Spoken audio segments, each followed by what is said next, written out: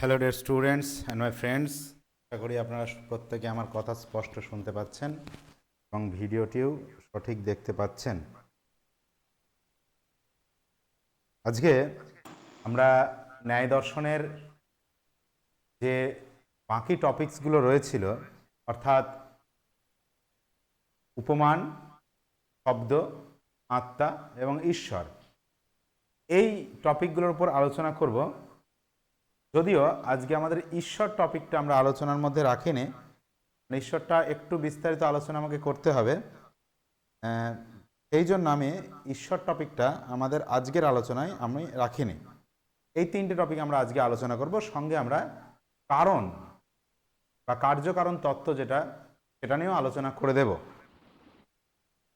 যদিও ডাইরেক্টলি আমাদের সিলেবাসে আপনার কার্যকারণটা সেইভাবে দেওয়া নেই। ন্যায় দর্শনের যে সিলেবাসটি রয়েছে আমাদের এসএসসি এসএলএসটির জন্য, সেখানে পরিষ্কার লেখা আছে ন্যায় এপিস্টোমোলজি, ন্যায় থিওরি অফ গড অ্যান্ড ন্যায় থিওরি অফ সোল।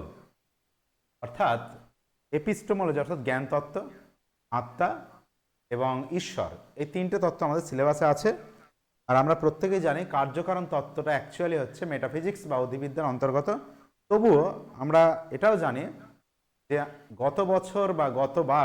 গতবারের 2016 সালের পরীক্ষাতে কিন্তু ন্যায় দর্শনের যে কোশ্চেন এসেছিল, কার্যকারণ থেকে এসেছিল যে তাদের কার্যকারণ তত্ত্ব কী নামে পরিচিত, এখানে অপশানে আরম্ভবাদ ছিল, সেটাই উত্তর হয়েছিল। তো যাই হোক, আজকে আমরা এই বিষয়টা নিয়ে আলোচনা করব। আর একটা বিষয় আপনাদেরকে জানিয়ে দিই, এটা হচ্ছে কোর্স ফির ব্যাপারটা। প্রথমত আমার এই বারবার কোর্স ফি লেখাটা আমার সত্যিই আমার স্বভাবসিদ্ধ নয়, তবু আমাকে লিখতে হচ্ছে। এখনও বেশ কিছু ব্যক্তির, প্রায় 100 জনের উপরের ব্যক্তির কিন্তু কোর্স ফি এখনও পেন্ডিং রয়েছে। কেউ 500 টাকা, কেউ 700 টাকা, কেউ 1000 টাকা দিয়ে ভর্তি হয়েছেন। আমি আপনাদের সুবিধার্থে সেটা গ্র্যান্ট করেছিলাম এবং আমি বলেছিলাম যে আপনাদের সামনের মাসের মধ্যে সেটাকে পেমেন্ট করতে হবে।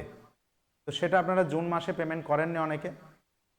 আমি লাস্ট বলেছিলাম জুলাইয়ের প্রথম উইকে দিয়ে দিতে, সেটা আপনারা দেননি। ওকে, তারপর আমি লাস্ট বললাম যে জুলাইয়ের 10 তারিখের মধ্যে দিয়ে দিতে, অনেকেই দেননি, অনেকে দিয়েছেন। তারপরে আমি ডেট এক্সটেন্ড করলাম যে আজকে এবং কালকে আপনাদের এই ডেটটা রাখা হয়েছে, অর্থাৎ আগামী 12 তারিখ জুলাই মাসের এই পর্যন্ত আপনাদের রাখা হয়েছে। আশা করব আপনারা ওই নির্ধারিত সময়ের মধ্যে আপনাদের বাকি যে পেমেন্টটা রয়েছে সেটা অবশ্যই করে দেবেন। আর এই বিষয়ে আমাকে বারবার ফোন করবেন না যে বিভিন্ন বিষয় বিভিন্ন জন বলছে, এগুলো বলবেন না। কারণ পড়াশোনা প্রত্যেকেই চাই, কিছু কম্প্রোমাইজ অবশ্যই দরকার আছে, কিন্তু একটা খুবই স্বল্প মূল্যে আমি কিন্তু আপনাদের এই গাইডেন্স প্রোভাইড করছি। সেটা আপনারা জানেন কেমন হচ্ছে, সেটা আপনারা বলতে পারবেন, পড়াশোনা বা নোটসের কোয়ালিটি বা ইত্যাদি ইত্যাদি। কিন্তু এই আশ্বস্ত আপনাদের আমি আগেও করেছি যে আমি আপনাদের দায়িত্ব নিয়েছি যখন, আপনাদের সার্বিকভাবে আমি সমস্ত কিছু প্রদান করব এবং পুরো রেসপন্সিবিলিটি আমি আপনাদের কিন্তু নিয়েছি। সেই হেতু অবশ্যই আপনারা ক্লাস করছেন। কিছু জন বলছেন যে ক্লাস হচ্ছে না, এটাও সত্য যে হ্যাঁ, লাইভ ক্লাসে আমি নির্দিষ্ট দিনে নিতে পারছি না বিভিন্ন রকমের চাপের কারণে, তবে আমি চেষ্টা করছি অন্য দিনে সেই ক্লাসগুলো নিয়ে নেওয়ার। তবে আমরা খুব তাড়াতাড়ি আমাদের সিলেবাস শেষ করে দেব। আর একটা জিনিস যেটা নোটসের ব্যাপারটা, সেটা হচ্ছে আপনার আমি এই স্বল্প সময়ে নোটস যেটা, সেটা কিন্তু আমি টাইপিং করে উঠতে পারছি না, প্রচুর টাইম লেগে যাচ্ছে। ফলত আমার কিছু নোটস যেগুলো আমি আমার নিজস্ব তৈরি নোটস, যেগুলো থেকে আমি টাইপিং করছিলাম, সেগুলোর হাতের লেখা আশা করি আপনাদের স্পষ্ট বা পরিষ্কার আপনারা বুঝতে পারছেন। তো আমি ভাবলাম সেটাকে পিডিএফ আকারে দিয়ে দিলে খুব তাড়াতাড়ি আপনাদের কাছে নোটসগুলো চলে পৌঁছে যাবে।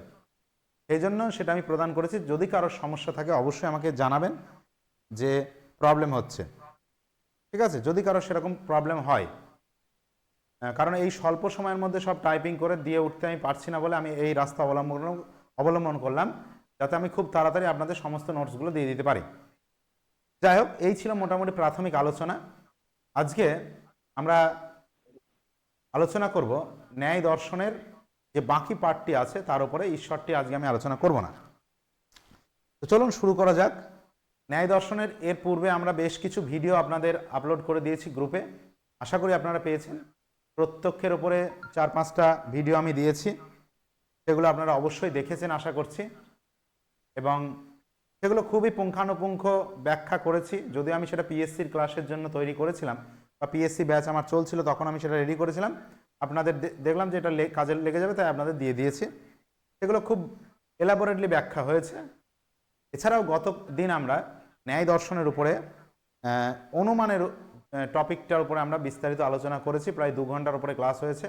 আপনারা যারা এখনও দেখেননি অবশ্যই সেটা দেখে নেবেন। এবং যদি কোথাও সমস্যা থাকে অবশ্যই বলে। দেখুন, সিলেবাস প্রচুর, কিন্তু প্রশ্ন হয়তো 2-1টা খুব সামান্য সিম্পল কোশ্চেন আসবে। এর জন্য আমাদের অনেক কিছু পড়তে হচ্ছে, অনেক কিছু বুঝতে হচ্ছে, ঠিক আছে? পড়ার পাশাপাশি আপনাদের বেশি করে এমসিকিউ প্র্যাকটিস, মক টেস্ট এইগুলো কিন্তু আপনাদের দিতে হবে। যত এগুলো দেবেন তত দেখবেন আপনাদের অনেকটা বিষয়বস্তু ক্লিয়ার হয়ে যাবে। তো চলুন আজকে আমরা আলোচনা করব পরবর্তী যে টপিকগুলো আছে, সেটা হচ্ছে উপমান, শব্দ ইত্যাদি। জ্ঞানতত্ত্বের খুব গুরুত্বপূর্ণ একটি অংশ হচ্ছে উপমান। আমরা জানি ভারতীয় দর্শনে 6খানা প্রমাণ স্বীকৃত, টোটাল ভারতীয় দর্শনে। তার মধ্যে উপমান কিন্তু সকলে স্বীকার করেননি। ন্যায় থেকে শুরু করে ন্যায়, ভাট্ট মীমাংসক, প্রভাকর মীমাংসক, অদ্বৈত বেদান্ত, এই কয়েকটি দর্শনে উপমানকে স্বীকার করা হয়েছে। এছাড়া চারবাগরা 1টি, বৌদ্ধরা 2টি, জৈনরা 3টি প্রমাণ স্বীকার করেছেন, বৈশেষিক 2টি, সাংখ্য যোগ 3টি, রামানুজ 3টি প্রমাণ স্বীকার করেছেন। মহর্ষি জৈমিনী 3টি প্রমাণ স্বীকার করেছিলেন, কিন্তু পরবর্তীকালে প্রভাকর এবং ভাট্ট তারা নিজেদের মতো মনে করে 5টা এবং 6টা যথাক্রমে তারা প্রমাণ স্বীকার করেছেন। তো আজকে আমরা আলোচনা করব উপমান। তো উপমান জিনিসটা কি? উপমান হচ্ছে প্রমাণ, অর্থাৎ উপমান জ্ঞান লাভের উপায় বা মাধ্যম। ন্যায় দর্শনে একটি শ্লোকে বলা আছে, প্রসিদ্ধ সাধ্য ধর্মাৎ সাধ্য সাধনম উপমানম। আমি আর শ্লোকটা লিখছি না, প্রয়োজন নেই, তাই শ্লোকটা লিখছি না। প্রসিদ্ধ সাধ্য ধর্মাৎ সাধ্য সাধনম উপমানম, অর্থাৎ কোনো বিষয়ের প্রকৃষ্ট জ্ঞানের উপর বেস করে যখন আমি সেই আমার কোনো অপ্রকৃষ্ট, মানে যেটা আমার কাছে জানা নেই, সেই বিষয়ের সঙ্গে সাদৃশ্য করে যখন আমার নতুন কোনো বিষয়ের জ্ঞান হয়, তখন সেটাকে বলা হচ্ছে জ্ঞান লাভের যে পদ্ধতি, সেটাকে বলা হচ্ছে উপমান। এবং ওই উপমানের মাধ্যমে আমরা যে জ্ঞানটা লাভ করি সেটাকেই বলে উপমিতি। উপমিতি হচ্ছে প্রমা, আর উপমান হচ্ছে প্রমাণ। তো প্রসিদ্ধ সাধ্য ধর্মাৎ সাধ্য সাধনম উপমানম, এর মূল কথা হচ্ছে যে পূর্ব জ্ঞাত কোনো বস্তুর সঙ্গে নতুন কোনো বস্তুর সাদৃশ্য দর্শন করে আমরা যে জ্ঞানটা লাভ করছি। ওকে, অর্থাৎ আমরা প্রত্যেকেই জানি উপমানের যে লক্ষণ, মানে উদাহরণ, যে আমরা গবয়টা চিনতে পারি গরুর সঙ্গে সাদৃশ্য লক্ষ্য করে, গরু সম্পর্কে আমার জ্ঞান রয়েছে। এইবার এই জ্ঞানের উপর বেস করে আমরা গবয়ের সাদৃশ্য দেখে আমরা গবয়কে আগে না জানলেও আমরা সাদৃশ্যের মাধ্যমে সেটা জানতে পারি, সেটা উপমান প্রমাণের মাধ্যমে। এখন মহর্ষি গৌতম, প্রাচীন ন্যায়ের প্রতিষ্ঠাতা, উনি বলছেন উপমিতি করণম উপমানম, অর্থাৎ উপমিতির যেটা করণ, অর্থাৎ অসাধারণ কারণ, যার মাধ্যমে উপমিতি বা উপমিতি জ্ঞান লাভ হয়, সেটাই হচ্ছে উপমান। ওকে, পরবর্তীকালে নৈয়ায়িক অন্নং ভট্ট তার তর্ক সংগ্রহ গ্রন্থে বলেছেন, উপমানের সংজ্ঞায় বলেছেন, সংজ্ঞা সঙ্গী সম্বন্ধ জ্ঞান উপমান। সংজ্ঞা সঙ্গী দুটো শব্দ আছে। সংজ্ঞা মানে হচ্ছে কোনো নির্দিষ্ট শব্দ বা পদ, এবং সঙ্গী শব্দের অর্থ হচ্ছে এই পদ নির্দেশিত বস্তু। এদের মধ্যে যে সম্বন্ধ, সেটাই হচ্ছে উপমান, উপমিতি। তো এখন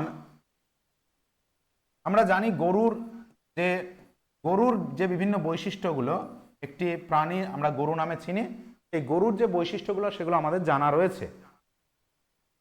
এখন আপনি জানলেন যে গবয় নামক একটি প্রাণী রয়েছে, যাকে নীলগাই বলা হয়। সাধারণত গ্রামাঞ্চলে দেখা যায় না, সেটা অরণ্য অঞ্চল বা বন জঙ্গলে দেখা যায়।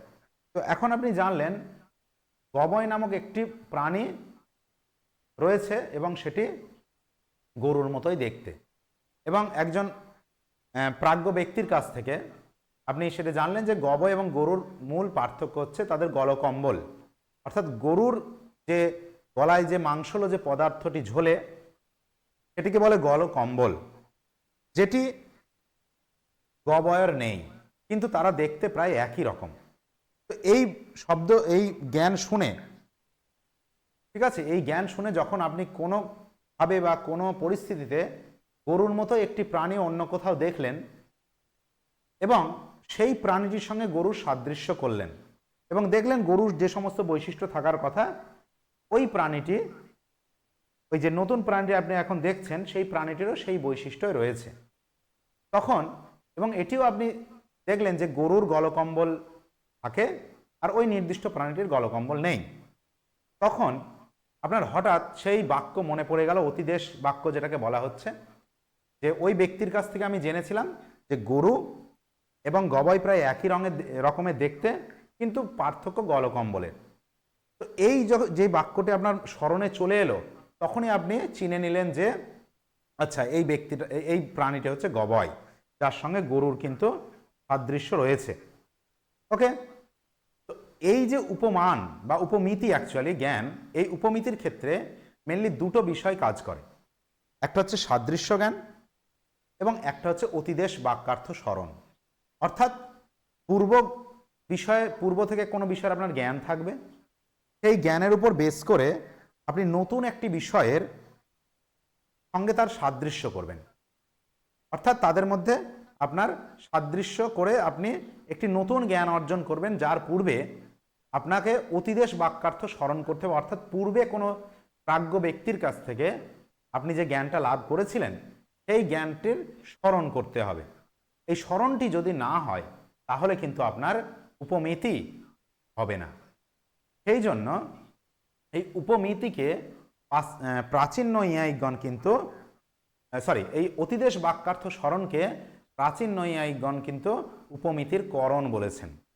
ঠিক আছে, আমরা এর আগের দিন আলোচনা করেছিলাম ফলাযোগ ও ব্যবচ্ছিন্নং কারণং করণং, অর্থাৎ যেটির ঠিক পর মুহূর্তে আমার কার্যটি উৎপন্ন হয় সেটি হচ্ছে করণ।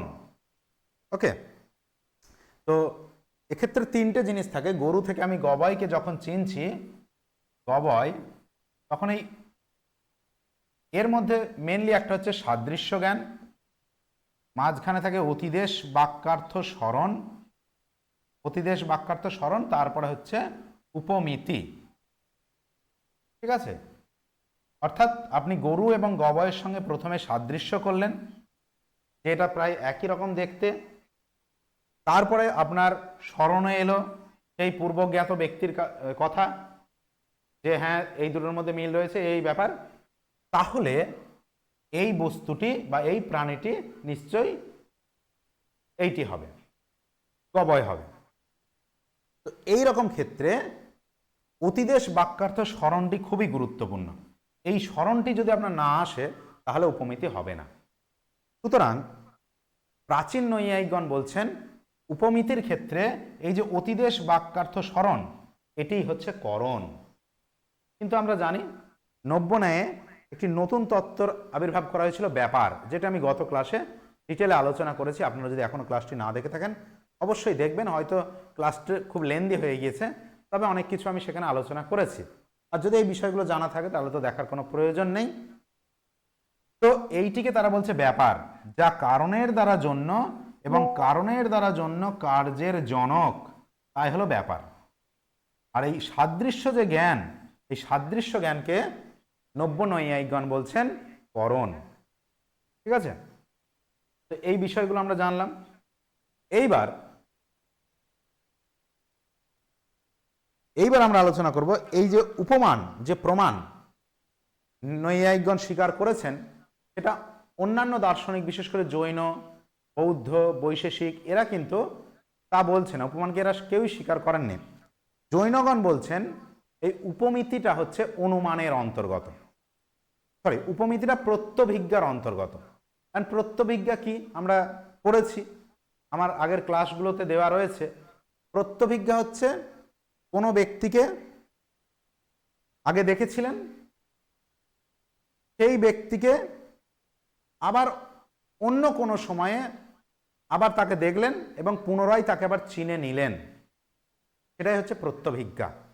এখানে একই ব্যক্তি থাকে, অর্থাৎ এই সেই দেবদত্ত, আমরা যেটা পড়ে আসছি যে উদাহরণটা আমরা ব্যবহার করি, এই সেই দেবদত্ত। এখানে এই হচ্ছে বর্তমান কালের ব্যক্তিটা, সেই হচ্ছে পূর্বে দেখা ব্যক্তিটা। তো এই সেই দেবদত্ত, এইটা হচ্ছে প্রত্যভিজ্ঞার উদাহরণ। ফর এক্সাম্পল, আমাকে আজ আপনারা ক্লাসে দেখছেন, হঠাৎ কোনো এক সময়ে আপনাদের শহরে আমাকে দেখতে পেলেন, তখন আপনারা যদি আমাকে পুনরায় চিনতে পারেন যে জ্ঞানের মাধ্যমে, সেটাই হচ্ছে প্রত্যভিজ্ঞা, যে এই সেই ব্যক্তি যিনি আমাদেরকে গাইডেন্স দিয়েছিলেন বা পড়িয়েছিলেন বা হেল্প করেছিলেন বা যাই বলুন না কেন। তো এইটা হচ্ছে প্রত্যভিজ্ঞা। প্রত্যভিজ্ঞার ক্ষেত্রে ব্যক্তি একই থাকে, কিন্তু অনুমিতি উপমিতির ক্ষেত্রে দেখুন বিষয় বস্তু দুটো বা প্রাণী দুটো আলাদা, এটা প্রথম কথা। এইভাবে নৈয়ায়িকরা খণ্ডন করছে, যেটা প্রত্যভিজ্ঞার মধ্যে পড়বে না। পরবর্তীতে বৌদ্ধগণ বলছেন উপমান অংশত প্রত্যক্ষ আর অংশত কিছুটা প্রত্যক্ষ এবং কিছুটা শব্দের অন্তর্গত। এই মতটা অনেকটা ঠিক বলে আমার মনে হয়, যে কিছুটা সেটা প্রত্যক্ষের সঙ্গে রিলেটেড আর কিছুটা শব্দের সঙ্গে রিলেটেড। যদিও পরবর্তীকালে বৈশেষিক এবং সাংখ্যগণ বলেছেন যে এই উপমিতি আপনার অনুমানের অন্তর্গত, কিন্তু উপমিতি আর অনুমানের মধ্যে একটা বেসিক ডিফারেন্স হচ্ছে, যাকে যে বিষয়ে আপনার জ্ঞান হচ্ছে সেই বিষয়টি অনুমানের ক্ষেত্রে আপনার সামনে থাকবে না। যেমন আমি ধোঁয়া দেখে যখন আগুনের অনুমান করছি, আগুনটি আমার চোখের সামনে থাকে না, কিন্তু উপমিতির ক্ষেত্রে যে বিষয়ের জ্ঞান আপনি অর্জন করছেন সেই বিষয়টি আপনার সামনে থাকবে। অর্থাৎ এখানে যে গবয়টার জ্ঞান আপনি অর্জন করলেন, এই গবয়টি কিন্তু আপনার সামনে রয়েছে। তো এই রকম বিভিন্ন যুক্তির মাধ্যমে নৈয়ায়িকগণ শব্দকে প্রমাণ করার চেষ্টা করেছেন। এত ডিটেল আমাদের পরীক্ষার জন্য প্রয়োজন নয়, তবুও আমি চেষ্টা করছি আপনাদের কনসেপ্টগুলো একটু ক্লিয়ার করার। একটু বইটা দেখে নিলে আপনাদের কাছে বিষয়টা আরো সহজ হয়ে যাবে। ওকে, এবার আমরা আলোচনায় আসব যে উপমিতির বিভিন্ন প্রকার আছে। তো তিনটে মেনলি প্রকার, যেটা ইম্পর্টেন্ট। একটা হচ্ছে সাদৃশ্য, আপনার সাদৃশ্য উপমিতি। একটা হচ্ছে আপনার অসাধারণ ধর্ম বিশিষ্ট উপমিতি, আর একটা হচ্ছে বৈসাদৃশ্য উপমিতি। সাদৃশ্য, অসাধারণ ধর্ম আর বৈসাদৃশ্য। এই যে সাদৃশ্য, গরুর সঙ্গে গবয়ের আমি সাদৃশ্য করে গবয়কে চিনতে পারা বা গবয়ের জ্ঞান আমার অর্জন হওয়া, এটা হচ্ছে সাদৃশ্য উপমিতির উদাহরণ। অসাধারণ ধর্ম বিশিষ্ট হচ্ছে এমন সাদৃশ্য বা এমন ধর্মের মাধ্যমে আমার জ্ঞান, যে ধর্মটি অন্য কোনো প্রাণীতে নেই। বইতে খুব সুন্দর উদাহরণ দেওয়া আছে। সেটি হচ্ছে আপনার ওই যে প্রাণীর নাসিকার ওপর শিং থাকে তাকে আমরা গন্ডার বলে চিনি। এখন আপনি গন্ডার দেখেননি কখনো, আপনি এই বাক্যটি শুনেছেন যে প্রাণীর নাকের উপর শিং থাকে তাকে গন্ডার বলা হয়। এখন আপনি কোনো ক্ষেত্রে কোনো জুতে বা চিড়িয়াখানায় বা সার্কাসে গিয়ে দেখলেন যে এরকম একটা প্রাণী যার নাকের ওপর এরকম একটা বড় শিং, তাহলে আপনি চিনে নিতে পারবেন যে এটা গন্ডার। এই যে নাকের ওপর শিং, এটি শুধুমাত্র আপনার গন্ডারেরই অসাধারণ বৈশিষ্ট্য, যেটা অন্য কোনো প্রাণীর মাধ্যমে নেই। তাহলে এইভাবে যার অসাধারণ বৈশিষ্ট্যের মাধ্যমে আপনি যখন সেই প্রাণীটিকে জ্ঞান লাভ করছেন, তখন সেটা হচ্ছে অসাধারণ ধর্ম বিশিষ্ট উপমিতি। আর বৈসাদৃশ্য কি?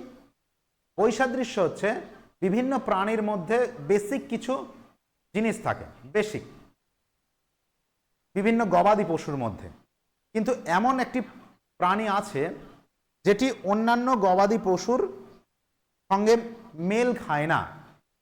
যেমন এখানে উটের কথা বলা হয়েছে।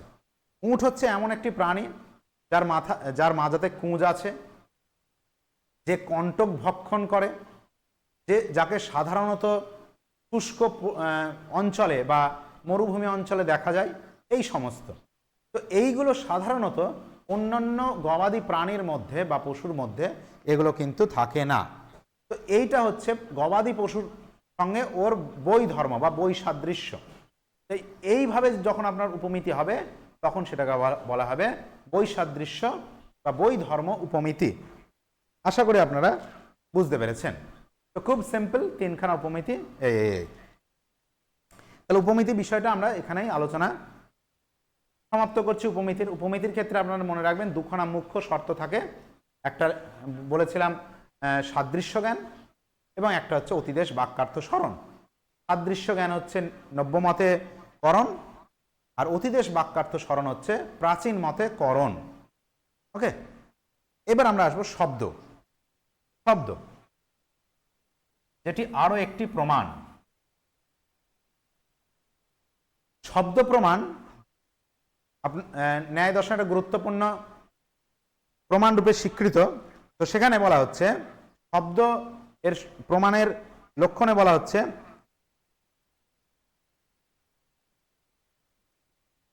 আপ্ত উপদেশ শব্দ। আপ্ত উপদেশ শব্দ বা আপ্ত বাক্যং শব্দ। আপ্ত উপদেশ শব্দ বা আপ্ত বাক্যং শব্দ। এখন আমরা এগুলো সবাই জানি যে আপ্ত ব্যক্তি তার যে বাক্য সেটাকে আমরা শব্দ বলে গণ্য করি। এখন আপ্ত ব্যক্তিকে, আপ্ত ব্যক্তি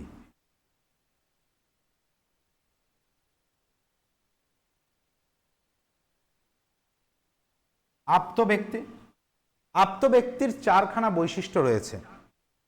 কি কি?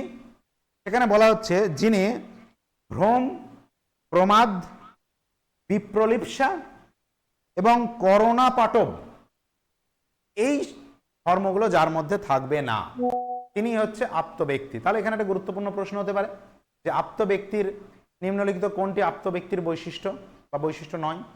ভ্রম, প্রমাদ, বিপ্রলিপ্সা এবং করোনা পাটব। ভ্রম মানে কি?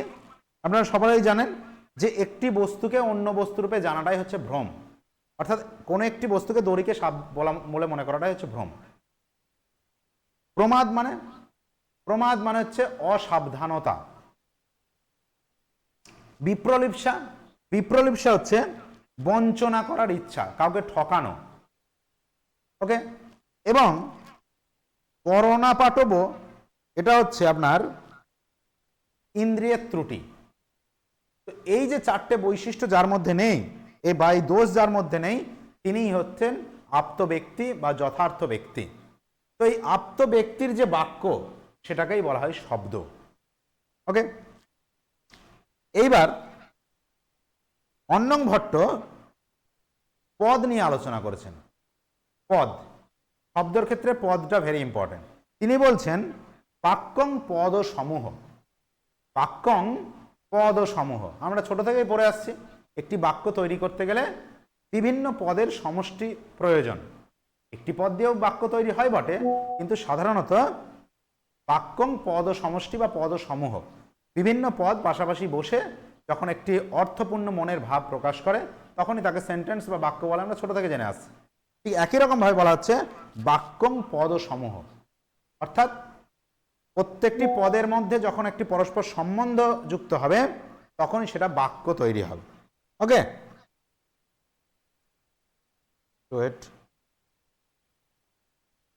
ওকে, তাহলে বাক্যং পদ সমূহ। এখন পদ কি? এখানে পদের আলোচনায় বলা হচ্ছে শক্তম পদম, অর্থাৎ শক্তি বিশিষ্ট জিনিসটাই হচ্ছে পদ। যার মধ্যে শক্তি যার মধ্যে আছে সেটাই হচ্ছে পদ। ঠিক আছে, যেরকম এখানে বলা হচ্ছে যে কোনো একটি পদ উচ্চারণ করলেই সেই পদ একটি নির্দিষ্ট বস্তুকে নির্দেশ করে। ফর এক্সাম্পল, আপনাকে যদি বলা হয় ঘট, তাহলে সেই ঘট শব্দটি বা পদটি একটি নির্দিষ্ট বস্তুকে কিন্তু নির্দেশ করবে। এই যে ঘট শব্দের মাধ্যমে কোনো একটি বস্তু নির্দেশিত হচ্ছে বা একটা ঘটের আকার বিশিষ্ট একটা বস্তু আপনার চোখের সামনে আসছে, এটাই হচ্ছে শক্তি। বা আম যদি বলি তাহলে আমের একটা চিত্র আপনার চোখের সামনে চলে আসবে বা মনে উদ্ভাসিত হবে।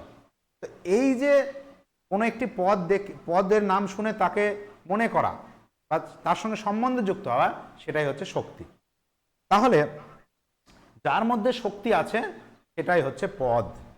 অর্থাৎ একটি পদ তখনই কোনো একটি বিষয়কে তখনই পদ বলা যাবে যখন সেই পদ একটি নির্দিষ্ট বস্তুকে নির্দেশ করতে পারবে। ওকে, তাহলে শক্তম পদম।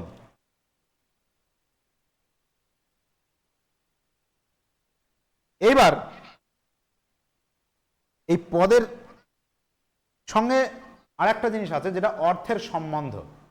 কোন একটি পদ উচ্চারণ করলেন, সেই পদের সঙ্গে অর্থের একটি সম্বন্ধ রয়েছে। আপনাকে যদি বলা হয় আম, আপনার কিন্তু আমের চিত্রই ভাসবে, বা আমের সঙ্গে সাদৃশ্য সম্বন্ধযুক্ত বস্তুটাই আসবে। আপনার নিম গাছ বা কাঁঠালের কিন্তু সেই চিত্রটি আসবে না আপনার সামনে। তাহলে এই যে পদের সঙ্গে অর্থের যে সম্বন্ধ, সেটাকে অ্যাকচুয়ালি বলা হয় বৃত্তি। বৃত্তি, এই বৃত্তি দুই প্রকার, একটা হচ্ছে শক্তি আর একটা হচ্ছে লক্ষণা। ঠিক আছে, লক্ষণা আমরা পড়েছি তিন প্রকারের হয়, জহৎ, অজহৎ আর জহৎ অজহৎ, তিন প্রকারের লক্ষণ আমরা তর্ক সংগ্রহে পড়েছিলাম। সেখানে বিষয়গুলো ছিল, আমার খেয়াল নেই ওই লক্ষণা ব্যাপারটা, হ্যাঁ মনে পড়ছে না। তো আমাদের এগুলো প্রয়োজনে নেই, যদিও শব্দ জিনিসটা আমাদের জানতে হবে। বা তর্ক সংগ্রহ বইটি থাকলে আপনারা একটু লক্ষণা বিষয়টা দেখে নেবেন, পরীক্ষার জন্য গুরুত্বপূর্ণ নয়। এইবার আমরা যদি আলোচনা করি এই যে শক্তি, যেটা নিয়ে আমরা আলোচনা করছিলাম, তাহলে শক্তি কি? যে একটি পদ উচ্চারণ করার সঙ্গে সঙ্গে এর কোনো একটি বস্তুর সঙ্গে তার যে মিল বা সম্বন্ধ, সেটা কার মাধ্যমে? সেটা শক্তির মাধ্যমে হচ্ছে। অর্থাৎ যা শক্তি বিশিষ্ট সেটাকে আমি পদ বলে গণ্য করব। এখন এই শক্তি বলতে দুই ধরনের মধ্যে, মানে দুটো সম্প্রদায়ের মধ্যে অমিল রয়েছে। অমিল বলতে প্রাচীন ন্যায় এক ধরনের বলছেন, নব্য নৈয়ায়িকগণ এক ধরনের বলছেন। এই শক্তির সংজ্ঞায় প্রাচীন ন্যায় বলছেন যে ঈশ্বর ইচ্ছাই শক্তি, ঈশ্বরের ইচ্ছাটাই হলো শক্তি প্রাচীন নৈয়ায়িক মতে। অর্থাৎ যে এই একটি পদ, আমি বললাম যে আম, আম এই পদটি উচ্চারণ করলে ঈশ্বরই তার মধ্যে শক্তি সঞ্চার করেন, বা ঈশ্বরের ইচ্ছাই এরকম যে আমের দ্বারা ওই নির্দিষ্ট বিষয়টি বোধিত হোক। তাই আম শব্দ উচ্চারণ করলে আমি একটি পার্টিকুলার বস্তুকেই চিনতে পারি। ওকে, এটি হচ্ছে ঈশ্বর ইচ্ছা। প্রাচীন মতে মনে রাখবেন, প্রাচীন মতে ঈশ্বর ইচ্ছাই হচ্ছে শক্তি। কিন্তু নব্য মতে এই শক্তিকে এই মানুষের ইচ্ছা এবং ঈশ্বরের ইচ্ছা দুটোই বলা হয়েছে। অর্থাৎ নব্য মতে মানুষের ইচ্ছাও এখানে ইনক্লুডেড উইথ ঈশ্বরের ইচ্ছা, কিন্তু প্রাচীন মতে শুধুমাত্র ঈশ্বরের ইচ্ছাই হচ্ছে শক্তি। এখন শক্তি ব্যাপারটা বুঝলাম, যে পদের সঙ্গে যে সম্বন্ধ রয়েছে সেটাই। এইবার এই যে বাক্য বা শব্দ থেকে বাক্য বা পদ সমষ্টি যেটা আমরা বলছি, এটির খুব গুরুত্বপূর্ণ একটা জায়গা, সেটা হচ্ছে শর্ত। কোন কোন শর্ত পালন করলে এটি একটি বাক্য পরিণত হবে। সেখানে চারটে শর্তের কথা বলা হয়, আমরা জানি, প্রত্যেকেই পড়েছি। আকাঙ্ক্ষা, যোগ্যতা, সন্নিধি এবং তাৎপর্য। বিষয়টা খুব সহজ, ছোট্ট ছোট্টভাবে আমি বিষয়টা আলোচনা করে দিচ্ছি। প্রথমে হচ্ছে আকাঙ্ক্ষা।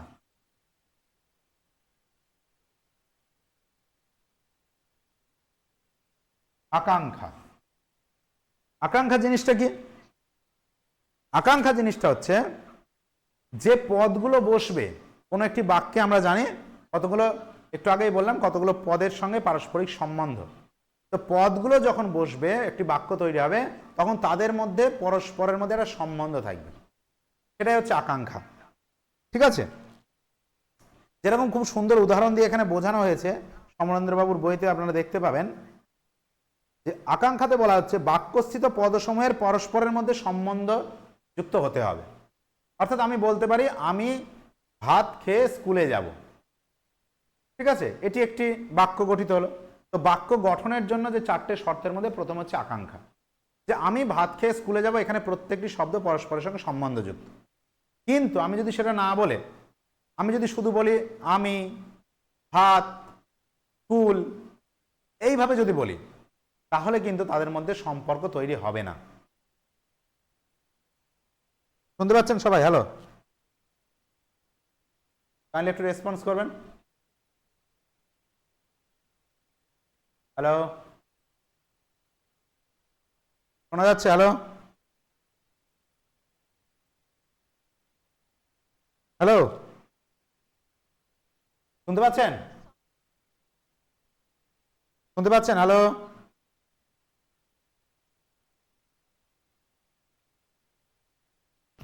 ওকে, প্লিজ ওয়েট।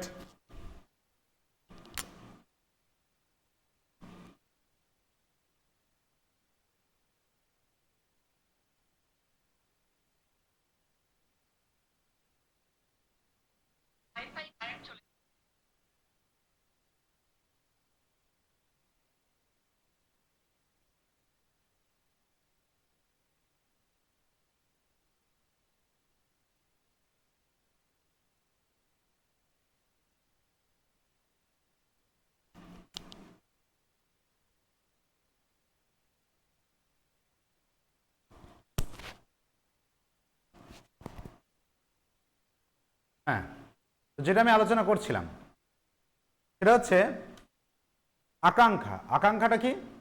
যে কোনো একটি বাক্য তৈরির ক্ষেত্রে পদ সময়ের মধ্যে পরস্পর সম্বন্ধ হতে হবে। যদি সম্বন্ধযুক্ত না হয়ে তার একটা অর্থ প্রকাশ না করে তাহলে সেটার আকাঙ্ক্ষা, এই যে শর্তটা, সেটা লঙ্ঘন করবে। বোঝা গেল? যোগ্যতা কি? যোগ্যতাটা খুব সিম্পলি আমি যদি বলি, সেটা হচ্ছে অর্থবাধের অভাব। Very very important. যোগ্যতা, যোগ্যতা হচ্ছে অর্থবাধের অভাব। অর্থবাদ মানে কি? অর্থবাদ মানে অর্থ বাধাপ্রাপ্ত হওয়া, অর্থ বাধাপ্রাপ্ত হওয়া। এখন বলা হচ্ছে যে সন্নিধির মধ্যে, সন্নিধির ক্ষেত্রে অর্থের বাদ হবে না, অর্থবাধের অভাব হবে। স্যার ওকে, আমরা তো আপনাকে দেখতে পাচ্ছি না। সবাই দেখতে পাচ্ছেন, শুনতে পাচ্ছেন? হ্যালো স্যার কথা শোনা যাচ্ছে না, মিউট করে রেখেছেন আপনি। মিউটটা খুলুন, আর এতক্ষণ কিছু শুনতে স্যার আমরা পাইনি শুনতে আমরা পাচ্ছি না কিছু, আপনার শোনা যাচ্ছে না নেটওয়ার্কের আপনার কথা। সমস্যার জন্য।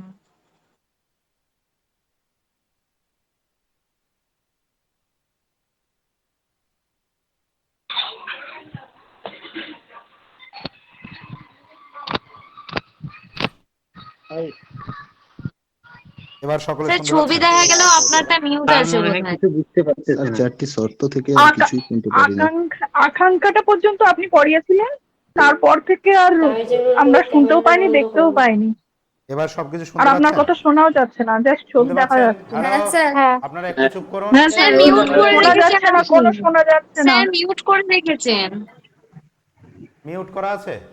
আমি তো মিউট ক্লোজ অফ করলাম। আরে কেউ একজন স্যারকে ফোন করে বলুন। স্যার শোনা যাচ্ছে না কিছুই। স্যার আপনার ওখান থেকে মিউট করা আছে, ছবিটা দেখা গেল মিউটটা খোলেনি বলে শোনা যাচ্ছে না। হ্যালো, শুনতে পাচ্ছেন সবাই আমার কথা? না। স্যার মিউট করা রয়েছে হ্যাঁ আপনার স্যার শোনা ওখানে। যাচ্ছে। হ্যাঁ শুনতে স্যার। পাচ্ছেন আমার কথা? হ্যাঁ স্যার, শোনা যাচ্ছে। তাহলে মিউটটা আপনার কোথায় করা আছে? স্ক্রিনিং থেকে মিউটটা সবাই তো শুনতে তুলুন, পাচ্ছেন? তাহলে আমরা শুনতে পাবো স্যার। তাহলে এতক্ষণ শোনা যাচ্ছিল না স্যার, এখন শোনা যাচ্ছে। নেটওয়ার্ক ডিস্টার্ব হয়েছিল, নেটওয়ার্ক ডিস্টার্ব। ওকে, যেটা আমরা বলছিলাম হ্যালো স্যার। সেটা হচ্ছে, এবার আমি আকাঙ্ক্ষাটা বললাম, অর্থাৎ স্যার পারস্পরিক শোনা যাচ্ছে সম্পর্ক না, থাকতে হবে। আপনার মিউট করা আছে। ভারী অত্যাচার হলো। স্যার কিচ্ছু শোনা যাচ্ছে না তো স্যার। স্যার মনে হয় শুনতে পাচ্ছে না কেউ একজন। আচ্ছা আপনারা, হ্যালো, আপনারা শুনতে বলছি আমার কথা শুনতে পাচ্ছেন? এখানে যা বলছিলাম। হ্যাঁ হ্যালো, স্যার শুনতে পাচ্ছি, শোনা এবার যাচ্ছে। শোনা আপনার যাচ্ছে। এখন এবার শোনা শোনা যাচ্ছে। এতক্ষণ মিউট স্যার আকাঙ্ক্ষা থেকেই বলেন, ছিল। আকাঙ্ক্ষা থেকেই শুনতে পাইনি আমরা। আপনারা কাইন্ডলি একটু চুপ করবেন প্লিজ। স্যার আকাঙ্ক্ষা যেখানে পড়েছিলেন তারপর থেকে আপনার কথা শোনা যাচ্ছিল না, দেখাও যাচ্ছিল না। শোনা যাচ্ছে সবাই? এখন শোনা যাচ্ছে। হ্যাঁ স্যার, এখন শোনা হ্যাঁ, যাচ্ছে। এবার ঠিক হ্যাঁ আছে। স্যার শোনা এখন আর যাচ্ছে। শোনা যাচ্ছে ওই না। আকাঙ্ক্ষার আপনি পর থেকে কিছু আর দেখতেই পাইনি, শুনতেও পাইনি। হ্যালো স্যার, আমি বলছি কি এগুলো বাক্যের বাক্য নির্মাণের অংশ তো। একটু চুপ করুন প্লিজ, একটু চুপ করুন প্লিজ। কিছু শোনা সবাই শুনতে যাচ্ছে না পাচ্ছেন আমার স্যার, কথা? কিছু শোনা যাচ্ছে না। হ্যাঁ স্যার। ওকে, এখন পাচ্ছি স্যার। ঠিক আছে, এখনই জিজ্ঞেস করছি। এর হ্যাঁ, আগে শুনতে তো পাচ্ছি না স্যারের কথা, ওয়াইফাইটা একটু একটু আসছে না। ডিসকানেক্ট হয়ে গিয়েছিল, তাই আপনারা শুনতে পাননি। আমি আবার পুনরায় সেটা বলছি।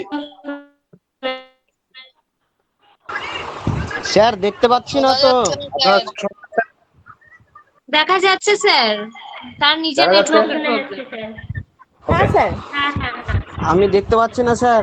আমিও দেখতে পাচ্ছি না, ছবি আমিও দেখা দেখতে যাচ্ছে পাচ্ছি না না। স্যার। আমিও তো দেখতে পাচ্ছি না, সামনে কার যেন একটা ছবি আসছে। ছবি দেখা যাচ্ছে না। ব্যাক করে আবার স্যারের ওইখানটায় ফুল স্ক্রিন করো, তাহলে দেখতে পাবে। একবার ব্যাক অপশন চাপো, চেপে আবার স্যারের ওখানে আসো, এসে ফুল স্ক্রিন করো, স্যারকে দেখতে পাবে।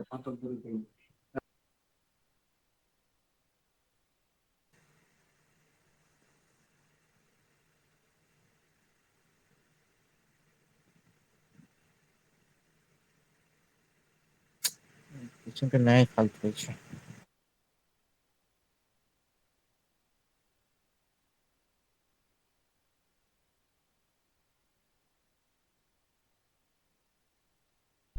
এবার আপনারা সকলে আমাকে দেখতে শুনতে পাচ্ছেন? হ্যাঁ স্যার। হ্যাঁ সবকিছু ঠিক আছে। ওকে, থ্যাংক ইউ। হ্যাঁ স্যার, পাচ্ছি। ওকে, স্টপ। একদম ক্লিয়ার স্যার। এইবার আমরা যেটা আলোচনা করছিলাম, যে আকাঙ্ক্ষাটা বললাম যে প্রত্যেকটি শব্দের মধ্যে একটা সম্বন্ধ পারস্পরিক, এটাই হচ্ছে আকাঙ্ক্ষা। যোগ্যতাটা যেটা বলছি মানে ওইটুকু বলে আমি স্টপ করেছিলাম, খুব একটা বেশি বলিনি, কারণ আমি বুঝতে পারছিলাম যে নেটওয়ার্কের সমস্যার জন্য আপনাদের কাছ থেকে আপনারা দেখতেও পাচ্ছেন না, শুনতেও পাচ্ছেন না।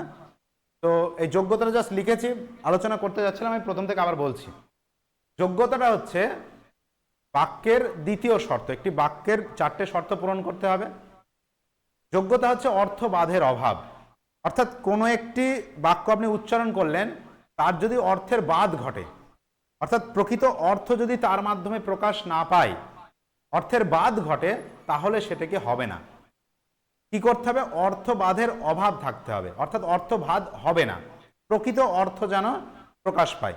খুব সুন্দর উদাহরণের মাধ্যমে বলা হচ্ছে যে অগ্নি দ্বারা স্নান করা হোক। তা অগ্নি দ্বারা তো স্নান সম্ভব নয়, তাহলে অর্থের বাধ রয়েছে। আমরা জানি জল দ্বারা স্নান হয়, তাহলে অগ্নি দ্বারা স্নান করা বললেই সেক্ষেত্রে কিন্তু প্রকৃত অর্থ প্রকাশ পাবে না, অর্থের বাধ ঘটবে। তাই এই অর্থবাধের অভাব কিন্তু হচ্ছে যোগ্যতা। ওকে, অর্থাৎ প্রকৃত অর্থ যদি প্রকাশ না পায়, তাহলে কিন্তু যোগ্যতা এই শর্তটি কিন্তু পূরণ হবে না। পরিষ্কার এক কথায়, অর্থবাধের অভাবই হচ্ছে যোগ্যতা। সন্নিধি, নেক্সট পয়েন্ট হচ্ছে সন্নিধি। সন্নিধি এগুলো খুবই সহজ জিনিস। সন্নিধি হচ্ছে আপনার যে একই মানে বিলম্ব না করে উচ্চারিত হওয়া, অর্থাৎ এক কথা যদি বলি যে অবিলম্বে উচ্চারণ। কোনো একটি বাক্য আপনি অবিলম্বে উচ্চারণ করতে হবে, যে এখন আমি পড়াশোনা করছি, কিন্তু বাক্যটি যদি বিলম্ব করে বলেন, এই এখন আমি পড়াশোনা করছি, এই 4টি শব্দ যদি আপনি বিলম্ব করে বলেন, এখন কথাটি এখন বললেন, আমি কথাটি 2 ঘন্টা পরে বললেন, পড়াশোনা কথাটি আরো 2 ঘন্টা পরে বললেন, এবং করছি কথাটা আরো 5 ঘন্টা পরে বললেন, অর্থাৎ বিলম্ব করে বললেন, তাহলে কিন্তু প্রকৃত অর্থ প্রকাশিত হবে না, বা এই বাক্যের সঠিক অর্থ প্রকাশিত হবে না। তাহলে কি বলতে হবে? যে শব্দগুলো যখন আপনি উচ্চারণ করছেন, তাদের মধ্যে বিলম্ব করা যাবে না, অবিলম্বে উচ্চারণ। সন্নিধি হচ্ছে অবিলম্বে উচ্চারিত হওয়া। যোগ্যতা যেমন অর্থবাদের অভাব, আকাঙ্ক্ষা যেমন পারস্পরিক সম্বন্ধ, সন্নিধি হচ্ছে অবিলম্বে উচ্চারণ। অ্যান্ড ফাইনালি তাৎপর্য। এটা খুবই সহজ বাট ইন্টারেস্টিং। তাৎপর্যটা হচ্ছে আপনার বক্তার ইচ্ছা বা অভিপ্রায়, অর্থাৎ বক্তার ইচ্ছা, বক্তা কোন সেন্সে কোন উদ্দেশ্য নিয়ে বাক্যটি বলেছে, সেটি খুব গুরুত্বপূর্ণ, এবং সেটিকেই বলা হয় তাৎপর্য। এখন একটি উদাহরণ যদি নেওয়া হয় এখানে, যে পানি দিয়ে মোছো, পানি দিয়ে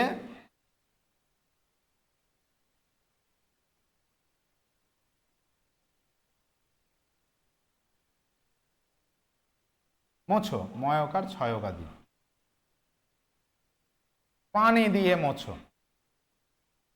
এখন এই যে বাক্যটি আমি লিখেছি, যার 3টে শব্দ পরস্পরভাবে মিলিত হয়েছে, এবং এখানে অন্যান্য যে শর্তগুলো সবগুলো এখানে রয়েছে, সন্নিধি, আকাঙ্ক্ষা, যোগ্যতা সবগুলো রয়েছে, কিন্তু এই যে পানি শব্দটি এখানে রয়েছে, এই পানি শব্দটি কিন্তু দ্ব্যর্থক, দ্ব্যর্থবোধক বা দুটো অর্থ কিন্তু এখানে আসতে পারে। পানি একটা হচ্ছে হাত এবং একটা হচ্ছে জল।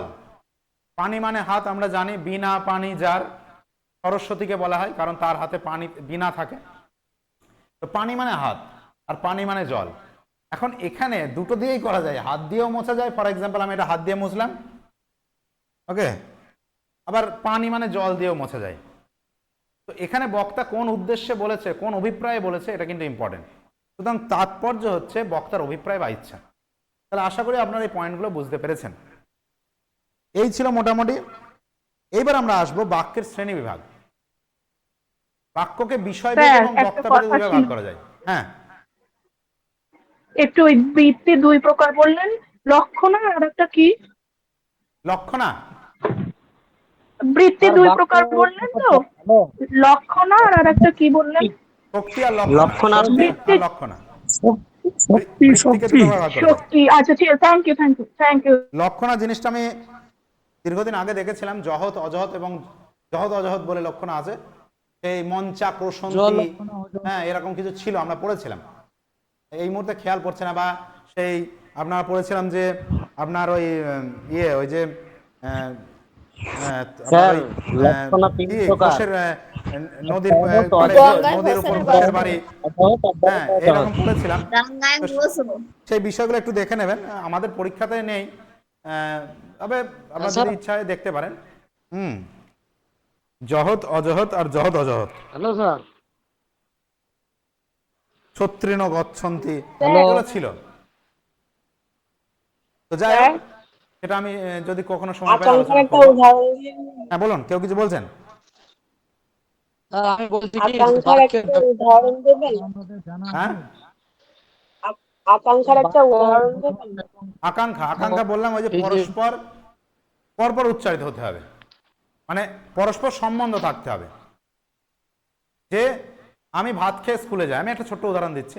তো এটাতে এক একটা প্রত্যেকটা শব্দে কিন্তু অর্থবোধক বা আপনার এটা পরস্পর সম্বন্ধযুক্ত, কিন্তু এখন সেটা না বলে মানে তাদের মধ্যে এমন কিছু শব্দ আমি বাক্যে বসালাম বা পদ বসালাম যেগুলোর কোনো নির্দিষ্ট পরস্পরের সঙ্গে সম্বন্ধ নেই, তাহলে কিন্তু হবে না। ঠিক আছে, যেরকম ওই একটা সুন্দর উদাহরণ দেওয়া রয়েছে, কোথায় আছে উদাহরণ দেখতে হবে। সেটা হচ্ছে এরকম যে আমি একটু আগে যেটা বলছিলাম আপনাদের, যে আমি ভাত খেয়ে স্কুলে যাব, এটা আমি যদি না বলি, আমি যদি সেটাকে অন্যরকম ভাবে বলি যে আমি স্কুল ভাত, এইরকম যদি বলি, তাহলে সেক্ষেত্রে কিন্তু তার যে পরস্পরের যে সম্বন্ধ সেটা প্রকাশ পাবে না। এটাকেই বলা হচ্ছে আকাঙ্ক্ষা। বুঝতে পেরেছেন? এখানে ওই গরু টরু দিয়ে একটা উদাহরণ ছিল।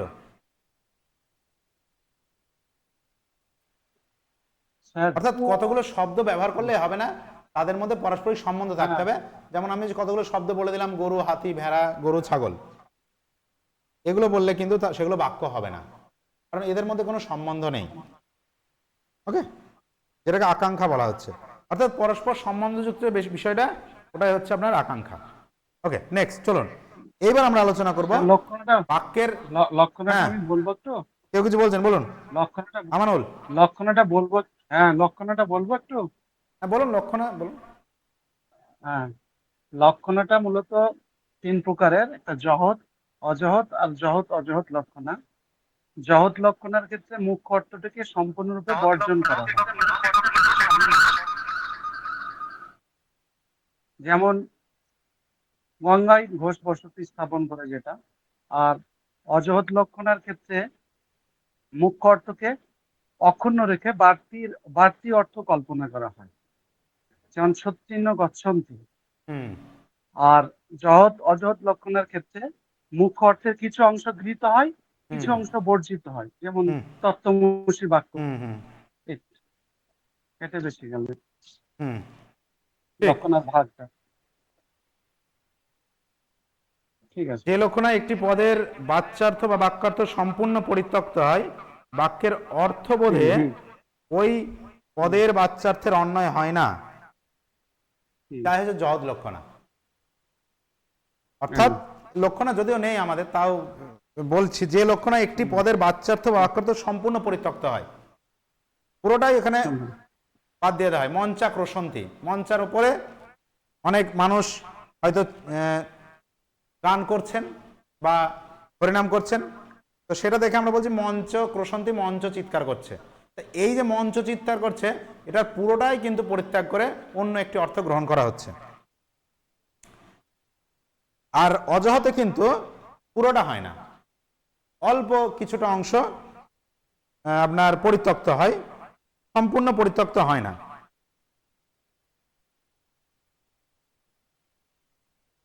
ঠিক আছে, জহত অজহত প্রয়োজন নেই, তাও ওই আমার লোক বললেন, থ্যাংক ইউ। এটা একটু দেখে নেবেন আপনারা, বিষয়টা খুব সহজ। জহত অজহত আর জহত অজহত পরীক্ষায় আসবে না, নিশ্চিন্তে থাকুন। আর হচ্ছে যেটা আমরা আলোচনা করছিলাম, বারবার আটকে যাচ্ছিলাম, সেটা হচ্ছে শব্দের যে বিভিন্ন রকমের এবার ভাগগুলো রয়েছে। একটা হচ্ছে বিষয় ভেদে, আর একটা হচ্ছে বক্তা ভেদে। পাতশান বিষয় ভেদে শব্দকে দুটো ভাগে ভাগ করেছেন, বাক্যের বিষয় ভেদে। সেটা হচ্ছে একটা দৃষ্টার্থ এবং একটা অদৃষ্টার্থ। অর্থাৎ যে শব্দগুলোকে আমরা প্রত্যক্ষ করতে পারি, যে বিষয়গুলোকে, যেরকম আপনার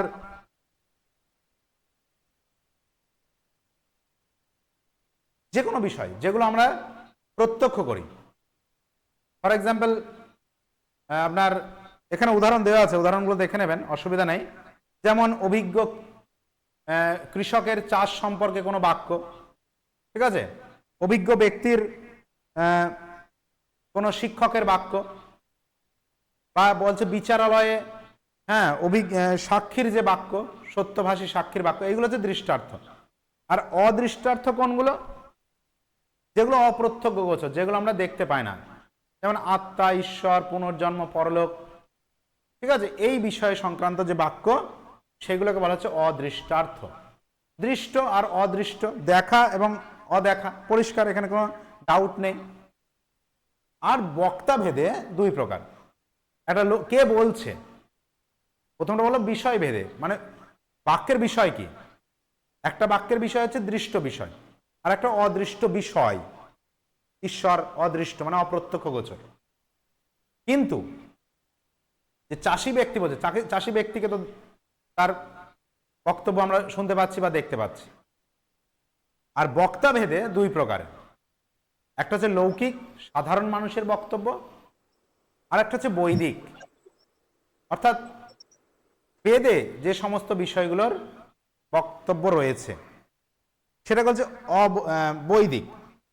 সাধারণ মানুষের যে বক্তব্য, সেটাকে বলা হচ্ছে লৌকিক, এবং যেটা বৈদিক যে সমস্ত বাক্যগুলো রয়েছে, সেটাকে বলা হচ্ছে বৈদিক, মানে বেদ সম্মত যে বাক্য। তো একটা হচ্ছে বিষয় ভেদে, একটা বক্তা ভেদে। এগুলো খুবই সিম্পল আছে, এগুলো বিষয়বস্তু বোঝানো সেভাবে কিছু নেই, এই জিনিসগুলো একটু দেখে নেবেন। এবার আমি আলোচনা করব কারণ বিষয়। ন্যায় দর্শনে কারণ বিষয়ে ইন্টারেস্টিং জিনিস আমরা আলোচনা করব।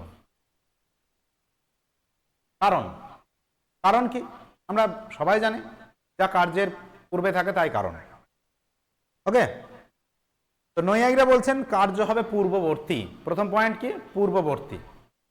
দ্বিতীয় পয়েন্ট কি?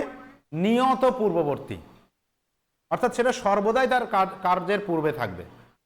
তৃতীয়ত অনন্যথা সিদ্ধি, দ্যাট ইজ ইম্পর্টেন্ট। এই শব্দটা ইম্পর্টেন্ট, অনন্যথা সিদ্ধ। অনন্যথা সিদ্ধ জানতে গেলে আগে জানতে হবে অন্যথা সিদ্ধ। অন্যথা সিদ্ধ জিনিসটা কি?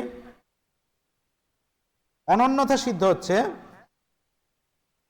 মানে অন্যথা সিদ্ধ এই শব্দের অর্থ হচ্ছে অপরিহার্য নয়, যেটা থাকবেই এমন নয়, মানে যেটাকে থাকতেই হবে, সেটা হচ্ছে অনন্যথা সিদ্ধ। আর যেটা থাকতেও পারে নাও পারে, বা থাকলেও না থাকলেও কিছু যায় আসে না, সেটাকে বলা যায় অন্যথা সিদ্ধ। ঠিক আছে, এবার এটা বলেছে, আমি একটু আলোচনা করছি। যেরকম এখানে বলছে যে সুতো পটের কারণ তন্তুরূপ, তন্তুতে সমবায় সম্বন্ধে থাকায় তন্তুর, একটু ওয়েট করুন প্লিজ, তন্তুরূপ তন্তুরূপ দেখুন খুব সহজে বোঝাচ্ছি বিষয়টা। অন্যথা সিদ্ধ অনন্যথা সিদ্ধ একটু জেনে নিন, কাজে লাগবে। অন্যথা সিদ্ধ জিনিসটা কি? যেটা কার্য উৎপন্ন হওয়ার পক্ষে অপরিহার্য নয় বা আবশ্যক নয়। যেমন একটা ছোট্ট উদাহরণ দিচ্ছি আপনাকে, পট, পট মানে বস্ত্র। এখন এই বস্ত্র উৎপাদনের ক্ষেত্রে মেন হচ্ছে তন্তু। মেন কি? তন্তু।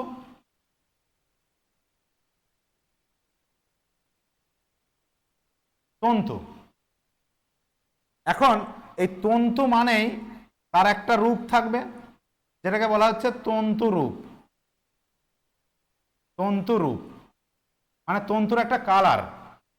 এখন এই পট বা বস্ত্রটি উৎপাদনের ক্ষেত্রে তন্তু কিন্তু অপরিহার্য। ঠিক আছে, সুতো সেটা কিন্তু অপরিহার্য, কিন্তু তন্তু রূপটি বস্ত্রের ক্ষেত্রে অপরিহার্য নয়। বস্ত্রের রূপের ক্ষেত্রে কিন্তু তন্তুরূপ দরকার, কিন্তু পট এর তৈরিতে মানে পট তৈরিতে তন্তুরূপ অপরিহার্য নয়। তাই পট তৈরির ক্ষেত্রে তন্তুরূপ হচ্ছে অন্যথা সিদ্ধ। বোঝা গেল? আর অনন্যথা সিদ্ধ কি? এখানে তন্তু, তন্তুটা হচ্ছে অনন্যথা সিদ্ধ। এই অনন্যথা সিদ্ধটাই হচ্ছে কারণ। অনন্যথা সিদ্ধ মানে অন্যথা সিদ্ধ নয়, মানে যেটা অপরিহার্য। বোঝা গেল? যেটাকে পরিহার করা যায় না কারণের ক্ষেত্রে। ওকে, এই স্যার জিনিসটা আরেকবার বলুন, অন্যথা সিদ্ধি আর অনন্যথা সিদ্ধি। তন্তুরূপ হচ্ছে অন্যথা সিদ্ধি, তাই তো? হ্যাঁ প্রিয়াঙ্কা ম্যাডাম বলুন। অন্যথা সিদ্ধি একটা আর অনন্যথা সিদ্ধি, কোনটা দরকার আর কোনটা দরকারি নয়। এটা দরকার নেই, অন্যথা সিদ্ধ দরকার নেই। অনন্যথা সিদ্ধটা হচ্ছে কারণের ক্ষেত্রে অপরিহার্য। বোঝা গেল? এইবার যেটা আছে, আমরা প্রত্যেকে জানি কারণ হচ্ছে কোনো কার্যের অব্যবহিত পূর্ববর্তী নিয়ত পূর্ববর্তী ঘটনা। অব্যবহিত মানে আমরা জানি ঠিক তার পূর্বে ঘটবে। এবং আরো একটি এরা যেটা বলেছে সেটা হচ্ছে অসাধারণ পূর্ববর্তী। কারণকে আমরা জানি নৈয়ায়িকরা দুটো ভাগে ভাগ করেছে, সাধারণ এবং অসাধারণ। এর আগের দিন করণ ফরণ এই যে বিষয়টা আলোচনা করার সময় আমি এটা একটু বলেছিলাম, সাধারণ কারণ অসাধারণ কারণ। সাধারণ কারণ 8টা আমরা জানি, ঈশ্বর, ঈশ্বরের জ্ঞান, ইচ্ছা, প্রযত্ন, দেশ, কাল, প্রাগভাব, আরেকটা কি আছে অদৃষ্ট। ওকে, এই যে 8টা, এই 8টা সাধারণ কারণ। এই সাধারণ কারণ সমস্ত কারণ কার্য ঘটার আগে থাকে, তাই এগুলো বলে সাধারণ। কিন্তু যে কারণটি পার্টিকুলার কোনো কার্য উৎপাদনের জন্যই প্রয়োজন সেটাকে বলা হচ্ছে অসাধারণ কারণ। ওকে, এই অসাধারণ কারণটাই হচ্ছে মানে অসাধারণ ভাবে পূর্ববর্তী হতে হবে। অসাধারণ পূর্ববর্তী, এরা এই শব্দটি ব্যবহার করছে। বোঝা গেল কারণ তাহলে কি? কারণ প্রথমত অনন্যথা সিদ্ধ হবে, যেটা অপরিহার্য কার্য উৎপন্নের ক্ষেত্রে, যেটা পূর্ববর্তী হবে, যেটা নিয়ত হবে, যেটা অব্যবহিত হবে এবং যেটা অসাধারণ হবে। ওকে, এইবার আর একটা যে বিষয় সেটা হচ্ছে কার্য। নৈয়ায়িকরা কার্যের যে সংজ্ঞা দিয়েছেন, কার্য তারা বলছেন কার্য প্রাগভাব প্রতিযোগী। কার্য প্রাগভাব প্রতিযোগী। এখন প্রাগভাব জিনিসটা কি আমাদের জানতে হবে। যদিও বৈশেষিক দর্শনে আমরা প্রাগভাব নিয়ে বিস্তারিত আলোচনা করব, তবু একটু সংক্ষেপে বলে দিই। প্রাগভাব হচ্ছে কোনো কার্যের উৎপত্তি হওয়ার পূর্বে তার যে অভাব, প্রাক অভাব, দ্যাট ইজ প্রাগভাব। কোনো কার্য উৎপন্ন হওয়ার পূর্বে যে তার অভাব। একটি মাটি দিয়ে ঘর তৈরি করছেন, এখনো ঘরটি তৈরি হয়নি, মাটির তালটা পড়ে রয়েছে, তো এখনো পর্যন্ত কার্যটি উৎপন্ন হয়নি, মানে কার্যের প্রাগভাব আছে বা ঘটের প্রাগভাব আছে, অর্থাৎ কোনো একটি কার্য উৎপন্ন হওয়ার পূর্বে তার যে অভাব, দ্যাট ইজ প্রাগভাব। প্রাগভাবের আদি মানে আদি নেই, কিন্তু অন্ত আছে। কেন অন্ত আছে? যেই কার্যটা উৎপন্ন হয়ে গেল তখনই তার প্রাগভাব বিনষ্ট হলো। ওকে, তাহলে কার্য প্রাগভাব থাকলে কার্য থাকবে না। ঠিক আছে, প্রাগভাব থাকলে কার্য থাকবে না, কারণ প্রাগভাব থাকলে তো সেই কার্যটা উৎপন্নই হয়নি। এইবার কার্য যদি হয়ে যায় তাহলে আর প্রাগভাব থাকবে না, থাকবে প্রাগভাবের প্রতিযোগী। ওকে, প্রাগভাবের বিরুদ্ধ জিনিস। যেই কার্যটা উৎপন্ন হয়ে গেল প্রাগভাব বিনষ্ট হলো বা অন্ত হলো। তাই প্রাগভাবের আদি নেই, কিন্তু অন্ত রয়েছে। কখন অন্ত হবে? যখন কার্যটা উৎপন্ন হবে। এই প্রাগভাবের কনসেপ্ট নিয়ে এসেই নৈয়ায়িকরা বলেন কার্যটি কিন্তু কার্যের কারণের মধ্যে অসৎ। কার্যটি কারণের মধ্যে অসৎ। কার্য উৎপন্ন হওয়ার পূর্বে তার প্রাগভাব থাকে। ওকে, তাই এদের সংজ্ঞায় বলছেন কার্য প্রাগভাবের প্রতিযোগী। প্রাগভাবের প্রতিযোগী মানে কি? প্রাগভাবের বিরোধী। তাই প্রাগভাবের যা বিরোধী সেটাই তো কার্য, কারণ তখন কার্য উৎপন্ন হয়ে গেছে। বুঝতে পারছেন? খুব সিম্পল জিনিস, না বুঝতে পারলে বলবেন। ওকে, এইবার আমরা আলোচনায় আসব কারণের বিভিন্ন রকম প্রকার। কারণকে তিন ভাগে ভাগ করা যায়: সমবায়ী, অসমবায়ী এবং নিমিত্ত কারণ। সমবায়ী কারণ কি? যে কারণ কার্যের সঙ্গে সমবায় সম্বন্ধে থাকে সেটাই সমবায়ী কারণ। যেমন একটি বস্ত্র উৎপাদনের ক্ষেত্রে তন্তু হচ্ছে সমবায়ী কারণ। তন্তু সমবায়ী কারণকে উপাদান কারণও বলা হয়, অর্থাৎ যে উপাদানের মাধ্যমে কার্যটি উৎপন্ন হলো সেটাই হচ্ছে সমবায়ী কারণ। ওকে, অসমবায়ী কারণ কি? অসমবায়ী কারণ হচ্ছে কার্যের পূর্বে থাকে, কিন্তু কার্যের পূর্বে থাকলেও সেটা কার্যে করার জন্য অপরিহার্য নয়। ফর এক্সাম্পল, এখানে একটা ছোট্ট জিনিস আছে, আমি পড়ে আপনাদেরকে বলার চেষ্টা করছি। অসমবায়ী কারণ সমবায়ী কারণে সমবায় সম্পর্কে আশ্রিত থেকে সমবায়ী কারণের কার্য উৎপন্ন হতে সাহায্য করে। যেরকম পট, আমি যদি বলি তন্তু, ভালো করে উদাহরণ দিয়ে বিষয়টা বুঝলেই বুঝে যাবেন। তন্তের নয়ে তয় হস্যু, তন্তু, এটা থেকে পট উৎপন্ন হচ্ছে। তাহলে পট হচ্ছে, তন্তু হচ্ছে পটের সমবায়ী কারণ, এটা হচ্ছে কারণ। ওকে, এখন অসমবায়ী কারণ জিনিসটা কি? অসমবায়ী কারণ সমবায়ী কারণে সমবায় সম্পর্কে আশ্রিত, অর্থাৎ এটা হচ্ছে সমবায়ী কারণ, এর সঙ্গে আশ্রিত হচ্ছে তন্তু রূপ।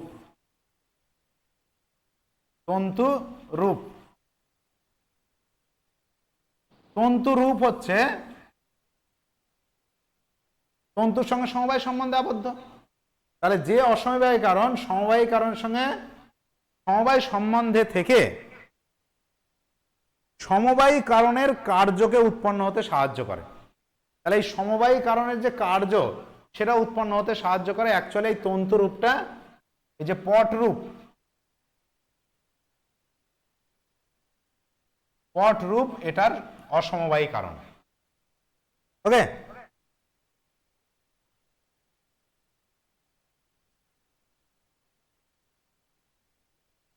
অথবা এই তন্তুরূপ পটেরও অসমবায়ী কারণ।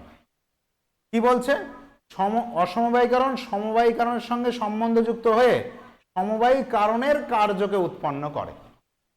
তাহলে পট বা পটের রূপের ক্ষেত্রে তন্তু রূপ হচ্ছে অসমবায়ী কারণ এবং তন্তু হচ্ছে সমবায়ী কারণ। ওকে, আর নিমিত্ত কারণ এটা খুবই সহজ। যে কার্যটিকে উৎপন্ন করছে, অর্থাৎ এখানে কর্তা, তিনিই হচ্ছেন নিমিত্ত কারণ।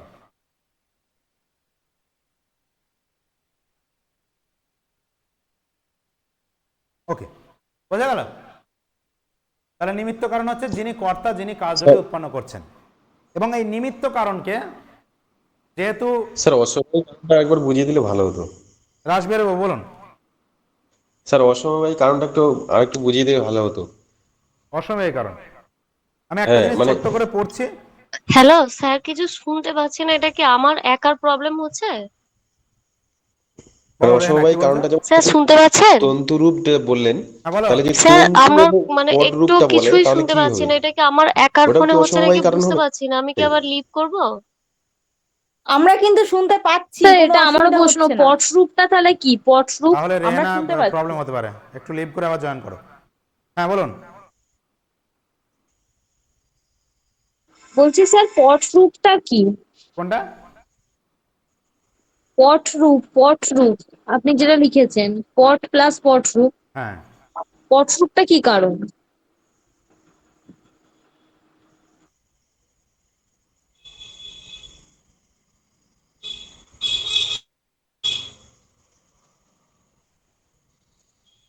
ওকে, দেখুন অসমবায়ী কারণটা খুব সহজ জিনিস।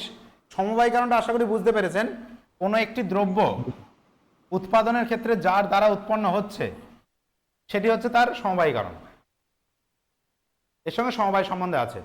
এইবার এই যে আপনার সমবায় কারণের সঙ্গে যে কারণটা যুক্ত থেকে যে কার্যটি উৎপন্ন করছে, বা এটাও হতে পারে এটাও হতে পারে। পট রূপ হচ্ছে পটের কালার, বস্ত্রের কালার বা রং, তন্তুর যে রূপের যে রং, সেই তন্তু রূপের রঙের উপর ডিপেন্ড করে পট রূপের রং হচ্ছে। পট এবং পট রূপ সমবায় সম্বন্ধে থাকে। পট এবং পট রূপ সমবায় সম্বন্ধে থাকে, কোনো একটিকে বিচ্ছিন্ন করলে একটা নষ্ট হয়ে যায়। দুটোর মধ্যে সমবায় সম্বন্ধে আমরা জানি যে এমন সম্বন্ধ যেখানে কোনো একটিকে আপনি আলাদা করলে সেটি নষ্ট হয়ে যায়। তো এখানে তন্তু হচ্ছে পটের সমবায়ী কারণ, এবং এই সমবায়ী কারণের সঙ্গে যেটি যুক্ত থেকে অপর একটি কার্যের কারণ হয় সেটি হচ্ছে অসমবায়ী কারণ। এখানে তন্তু রূপটি পট রূপের অসমবায়ী কারণ। বুঝতে পারলেন? একটা জিনিস আমি পড়ছি একটু, যে কারণ কার্যের সঙ্গে অথবা কার্যের কারণের সঙ্গে একই অধিকরণে থাকে, যে কারণ কার্যের সঙ্গে অথবা কার্যের কারণের সঙ্গে একই অধিকরণ, যে কারণ এখানে তন্তু রূপটা হচ্ছে কারণ, যে কারণ কার্যের সঙ্গে অথবা কার্যের কারণের সঙ্গে একই অধিকরণে থাকে, সমবায় সম্বন্ধে আশ্রিত থাকে, তাকে সমবায়ী কারণের, তাকে অসমবায়ী কারণ বলে। অসমবায়ী কারণ সমবায়ী কারণের সমবায় সম্পর্কে আশ্রিত থেকে সমবায়ী কারণের কার্যকে উৎপন্ন হতে সাহায্য করে। পটরূপ কার্যের ক্ষেত্রে তন্তুরূপ অসমবায়ী কারণ।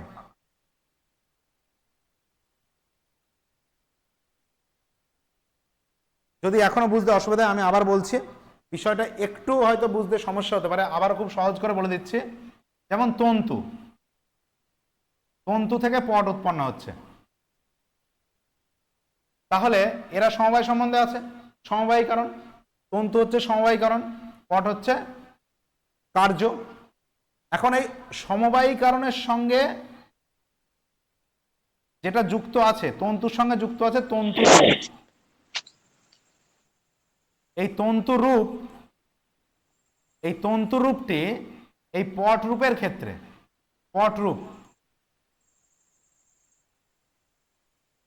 পটের যে রূপ, এই পট রূপ আবার পটের সঙ্গে সমবায় সম্বন্ধে আছে। এই তন্তু রূপ সমবায়ী কারণের সঙ্গে যুক্ত থেকে কার্যের যে কার্য তৈরি করে সেটাকেই বলছে অসমবায়ী কারণ। মানে এই তন্তু রূপটি হয়ে যাচ্ছে পটের ক্ষেত্রে বা পট রূপের ক্ষেত্রে অসমবায়ী কারণ। এটা সমবায়ী কারণ, এটা আর এটা হচ্ছে অসমবায়ী কারণ। ওকে, বুঝতে পেরেছেন? বলুন। ঠিক আছে, ঠিক আছে, বুঝতে পারছি স্যার। বুঝতে পারছেন না? হ্যাঁ বুঝতে পেরেছি স্যার, থ্যাংক ইউ। বুঝতে পেরেছি হ্যাঁ।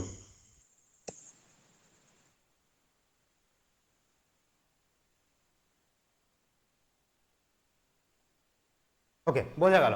এখানে একটা ছোট্ট জিনিস আমি উল্লেখ করি, আরো বুঝতে সুবিধা হয়ে যাবে। যদি অসমবায়ী কারণ বলে অবশ্যই মনে রাখবেন, দেখুন এখানে তন্তু, এটা হচ্ছে দ্রব্য, তন্তু হচ্ছে দ্রব্য, তার থেকে আরেকটা পট দ্রব্য তৈরি হচ্ছে। আর এটা হচ্ছে সমবায়ীকরণ, দ্রব্য পদার্থ। আর অসমবায়ীকরণ সবসময় হবে গুণ পদার্থ, দ্রব্য পদার্থ হবে না। তন্তুর রূপটি হচ্ছে দ্রব্যের গুণ বা তন্তুর গুণ।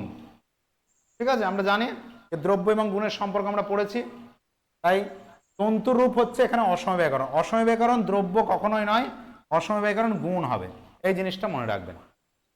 তাহলে একটি পট হচ্ছে তো এদিক, এই পার্টটা, এই দিকের পার্টটা তো কার্য, আর এই দিকের পার্টটা হচ্ছে কারণ। এই কারণের মধ্যে তন্তু হচ্ছে সমবায়ীকরণ আর তন্তুর রূপটি হচ্ছে অসমবায়ীকরণ, এবং অসমবায়ীকরণ কখনোই দ্রব্য পদার্থ হয় না, সেটি হবে গুণ পদার্থ।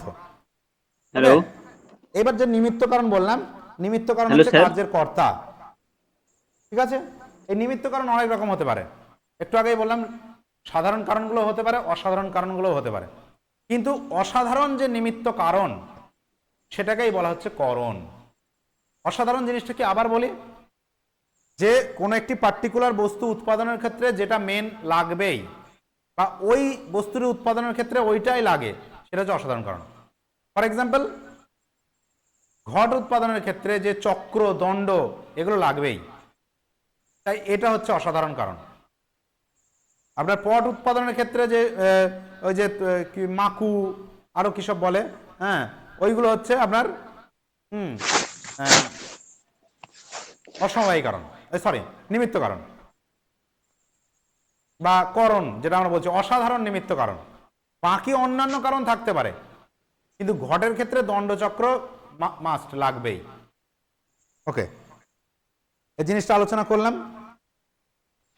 সাধারণ কারণগুলো বললাম 8খানা আছে, ব্যাস।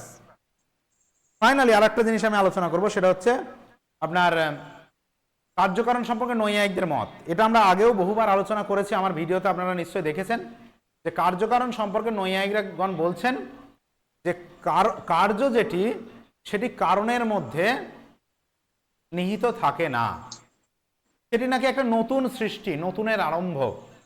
কার্যটি কখনোই কারণের মধ্যে সৎ নয়, অর্থাৎ উৎপত্তির পূর্বে সেটি কারণের মধ্যে ছিল না।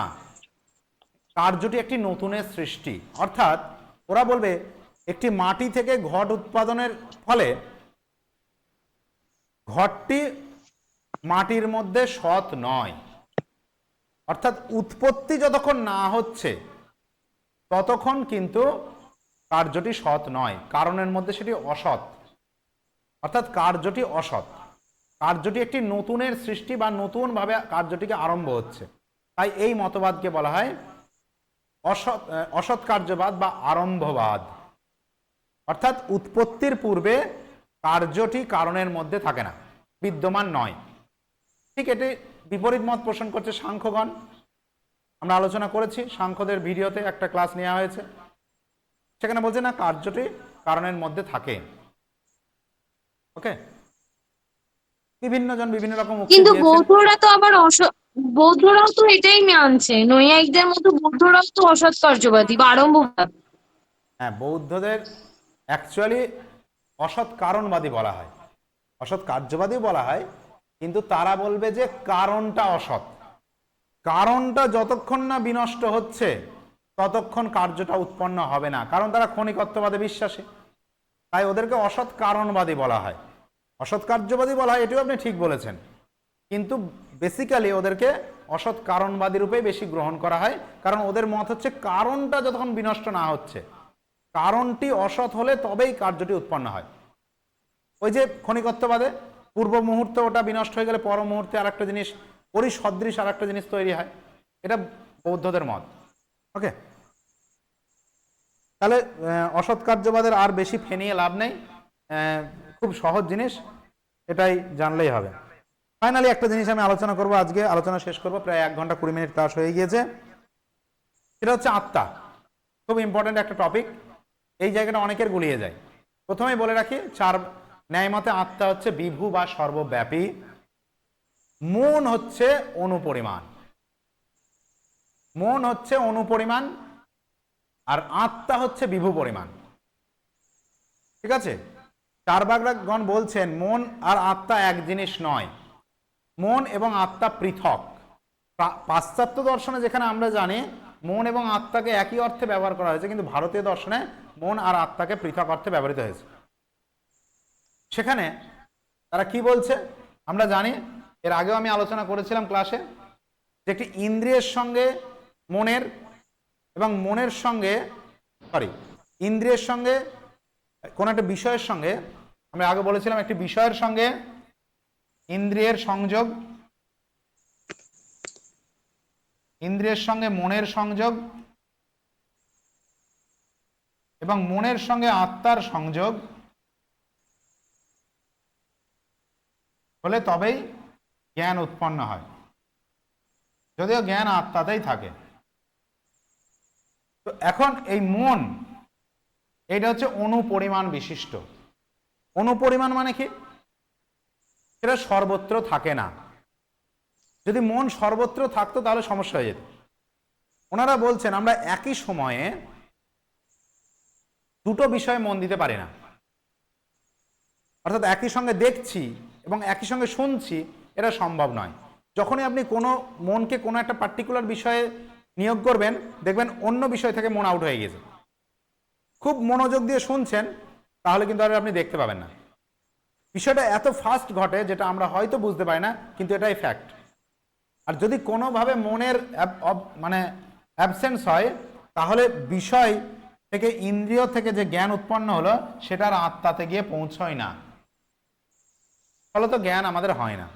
যাই হোক, এটা খুব বেসিক জিনিস ছিল, বলে দিলাম। নৈয়ায়িকগণ তাদের যিনি সূত্রকার অর্থাৎ মহর্ষি গৌতম, উনি তার ন্যায়সূত্র গ্রন্থে প্রথম অধ্যায়ের প্রথমান্নিকেই প্রথম সূত্রে তিনি বলছেন যে 16টি পদার্থের যথার্থ জ্ঞানের মাধ্যমে মোক্ষ বা মুক্তিলাভ হয়। সেখানে কিন্তু তিনি আত্মা শব্দটি ব্যবহার করেননি। তিনি সেই 16টি পদার্থের মধ্যে যে দ্বিতীয় যে পদার্থ প্রমেয়, যথার্থ জ্ঞানের বিষয়, সেই প্রমেয় 12টি প্রমেয়র কথা উল্লেখ করেছেন। কারোর মাইক্রোফোন অন আছে, কাইন্ডলি একটু অফ রাখবেন। হ্যাঁ, তো সেই 12টি প্রমেয় পদার্থ যেটি রয়েছে, সেই 12টি প্রমেয় পদার্থের মধ্যে তিনি আত্মার কথা উল্লেখ করেছেন। সেখানেই প্রথম আত্মার কথা উল্লেখিত হয়েছে। এবং এই আত্মা বলতে তারা জীবাত্মা এবং পরমাত্মা, এই দুটোকে তারা উল্লেখ করেছেন। এবং তাদের মতে এই যে আত্মজ্ঞান বা বিবেক জ্ঞান, এটার মাধ্যমেই কিন্তু মুক্তিলাভ সম্ভব। সেটা আমরা পরে আসছি। তো ন্যায় মতে আত্মা হচ্ছে পরমাত্মা এবং জীবাত্মা, এবং পরমাত্মা এবং জীবাত্মা দুটোই বিভু বা সর্বব্যাপী। পরমাত্মা এক এবং জীবাত্মা অনেক। ওকে, তো এখানে পরমাত্মা মানে আত্মা সম্পর্কে যেটা আমরা আলোচনা, সেটা হচ্ছে জীবাত্মা সম্পর্কিত আলোচনা, আর ঈশ্বর সম্পর্কে যে আলোচনাটা, সেটা হচ্ছে পরমাত্মা সম্পর্কে আলোচনা। আজকের আলোচনায় আমি ঈশ্বরটা রাখতে পারিনি, কারণ আমি জানতাম যে দীর্ঘ সময় হয়ে যাবে, ফলত যারা দেখবেন তাদের ক্ষেত্রে কিছুটা মানে ওই যে এতক্ষণ ভাল লাগছে না, এই ব্যাপারটা চলে আসবে। আমি ঈশ্বরটা পরের দিন আলোচনা করব। তো এই আত্মা সম্পর্কে প্রথমে তারা কতগুলো মত খণ্ডন করেছেন। প্রথমত তারা বলেন যে আত্মা দেহ নয়, যেটা চারবাগরা বলে গিয়েছিলেন যে চৈতন্য বিশিষ্ট দেহই আত্মা। এরা বলছেন যে না, চৈতন্য বিশিষ্ট দেহ কখনোই আত্মা হতে পারে না, কারণ সেক্ষেত্রে অনেক সমস্যা হবে। কারণ দেহের পরিবর্তনের সঙ্গে সঙ্গে আত্মাও পরিবর্তিত হবে, কিন্তু আমরা জানি আত্মা হচ্ছে নিত্য, আত্মা কিন্তু পরিবর্তনশীল নয়। একই সঙ্গে বাহ্য ইন্দ্রিয়গুলোকেও তারা কিন্তু আত্মা বলেননি। এরা বলেছেন বাহ্য ইন্দ্রিয়ের সঙ্গে মনের সংযোগ হলে, তারপরে আত্মার সংযোগ হলে জ্ঞান হয়। তাহলে বাহ্য যে ইন্দ্রিয়, যে চক্ষু কর্ণ জীবন নাসিকা, এগুলোও কিন্তু আত্মা নয়। যেমন অনেকে মনকে আত্মা বলেছে চারবাগ দর্শনে, মন আত্মাবাদী, তাই না? কেউ ইন্দ্রিয়কে আত্মা বলেছে, ইন্দ্রিয় আত্মাবাদী। ওরা বলছেন যে না, এগুলো কিন্তু আত্মা নয়। তারপরে তারা বৌদ্ধ দর্শনে আমরা যেরকম দেখেছি চেতন প্রবাহ বলা হয়েছে,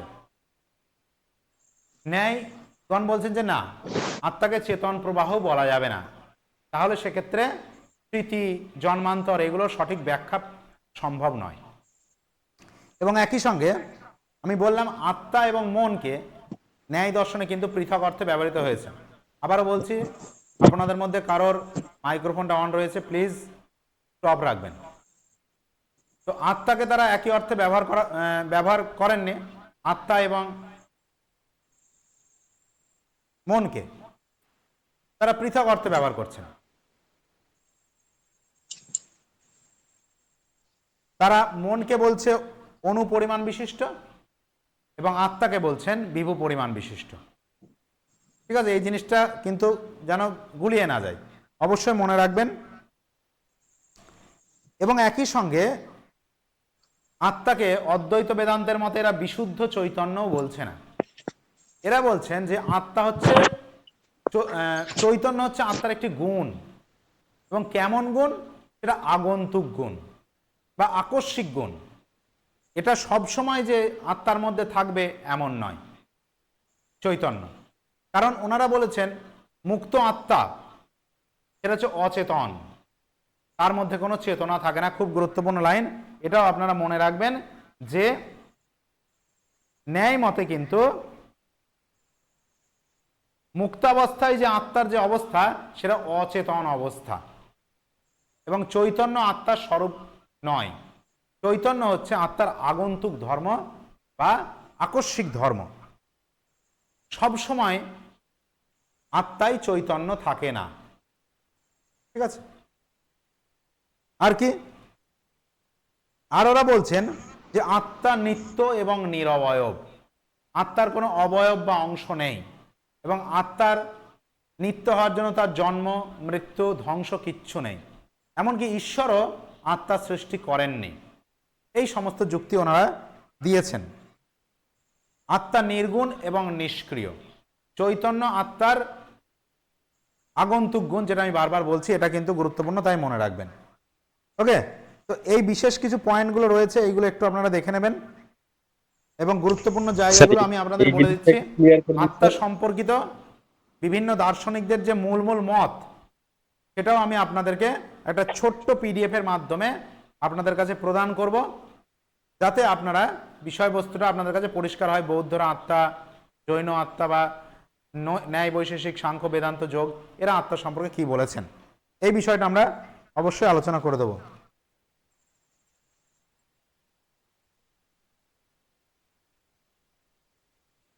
ওকে, এবার লাস্ট যে বিষয়টা নিয়ে আলোচনা করব সেটা হচ্ছে আত্মার অস্তিত্ব। খুব ইম্পর্টেন্ট, আত্মার অস্তিত্ব প্রমাণ। এখানে দুটো মত রয়েছে, একটা হচ্ছে আপনার নব্য মত, একটা প্রাচীন মত। প্রাচীন মত অর্থাৎ বাদশায়ন বা আপনার মহর্ষি গৌতম, এনারা বলেন যে আত্মাকে আমরা অনুমানের মাধ্যমে জানতে পারি। ঠিক আছে, আত্মার প্রত্যক্ষ সম্ভব নয়, আত্মাকে আমরা অনুমানের মাধ্যমে জানতে পারি। অর্থাৎ আমাদের জীবনে যে সুখ দুঃখ বা যে সমস্ত বিষয়গুলো রয়েছে তাদের আশ্রয় রূপে আত্মার অস্তিত্ব আমরা অনুমান করতে পারি। অর্থাৎ প্রাচীন মতে কিন্তু আত্মা অনুমানের মাধ্যমে জানা যায়। কিন্তু নব্য নৈয়ায়িকগণ বলছেন, বিশ্বনাথ থেকে শুরু করে, ওনারা বলছেন যে না, আত্মাকে মানস প্রত্যক্ষের মাধ্যমে জানা যায়। অন্তর ইন্দ্রিয়ের মাধ্যমে, অন্তর প্রত্যক্ষের মাধ্যমে আমরা আত্মাকে প্রত্যক্ষ করতে পারি। ঠিক আছে, এই দুটো জিনিস অবশ্যই আপনারা মনে রাখবেন। আত্মচেতনার মাধ্যমে আত্মার সাক্ষাৎকার হয়, এই গুরুত্বপূর্ণ কথাগুলি উনি বলেছেন। আর একটা জিনিস আলোচনা করব, সেটা হচ্ছে আত্মার মুক্তি বা অপবর্গন। কিভাবে জানা যায় স্যার? বলুন। অনুমানের মাধ্যমে কিভাবে জানা যায়? ওরা যে বলছে অনুমানের মাধ্যমে জানা যায়, কিভাবে সেটা? হ্যাঁ, ওনারা বলছেন যে আত্মার মধ্যে তো জ্ঞান আছে, বা আত্মার যে বিভিন্ন ধর্ম, সুখ দুঃখ ভালোবাসা বেদনা, এইগুলো কোথাও না কোথাও আশ্রিত আছে। সেই আশ্রিত দ্রব্যরূপে আত্মার অস্তিত্বকে আমরা অনুমান করি প্রাচীন মতে। এই যে জ্ঞান কার্য যেটা উৎপন্ন হয়েছে সেটার আশ্রয়কে আত্মা, এই আত্মাকে আমরা ডাইরেক্ট প্রত্যক্ষ করতে পারি না, কিন্তু জ্ঞানের আধার রূপে বা সুখ দুঃখ ইচ্ছা বেদনা ভালোবাসা ইত্যাদির আধার রূপে আমরা আত্মার অনুমান করতে পারি যে এইগুলো তো আর নিরালম্ব হয়ে যে কোনো জায়গায় ভেসে থাকতে পারে না, কোনো একটি দ্রব্যকে আশ্রয় করে থাকতে পারে, আর সেই দ্রব্যটাই হচ্ছে আত্মা। এই কথা ওনারা বলেছেন অনুমানের মাধ্যমে, প্রাচীন নৈয়ায়িকগণ। ওকে, আরে ভাই তার সময় এসব জ্ঞানজাম করিস না। এইবার আমরা যেটা আলোচনা করব সেটা হচ্ছে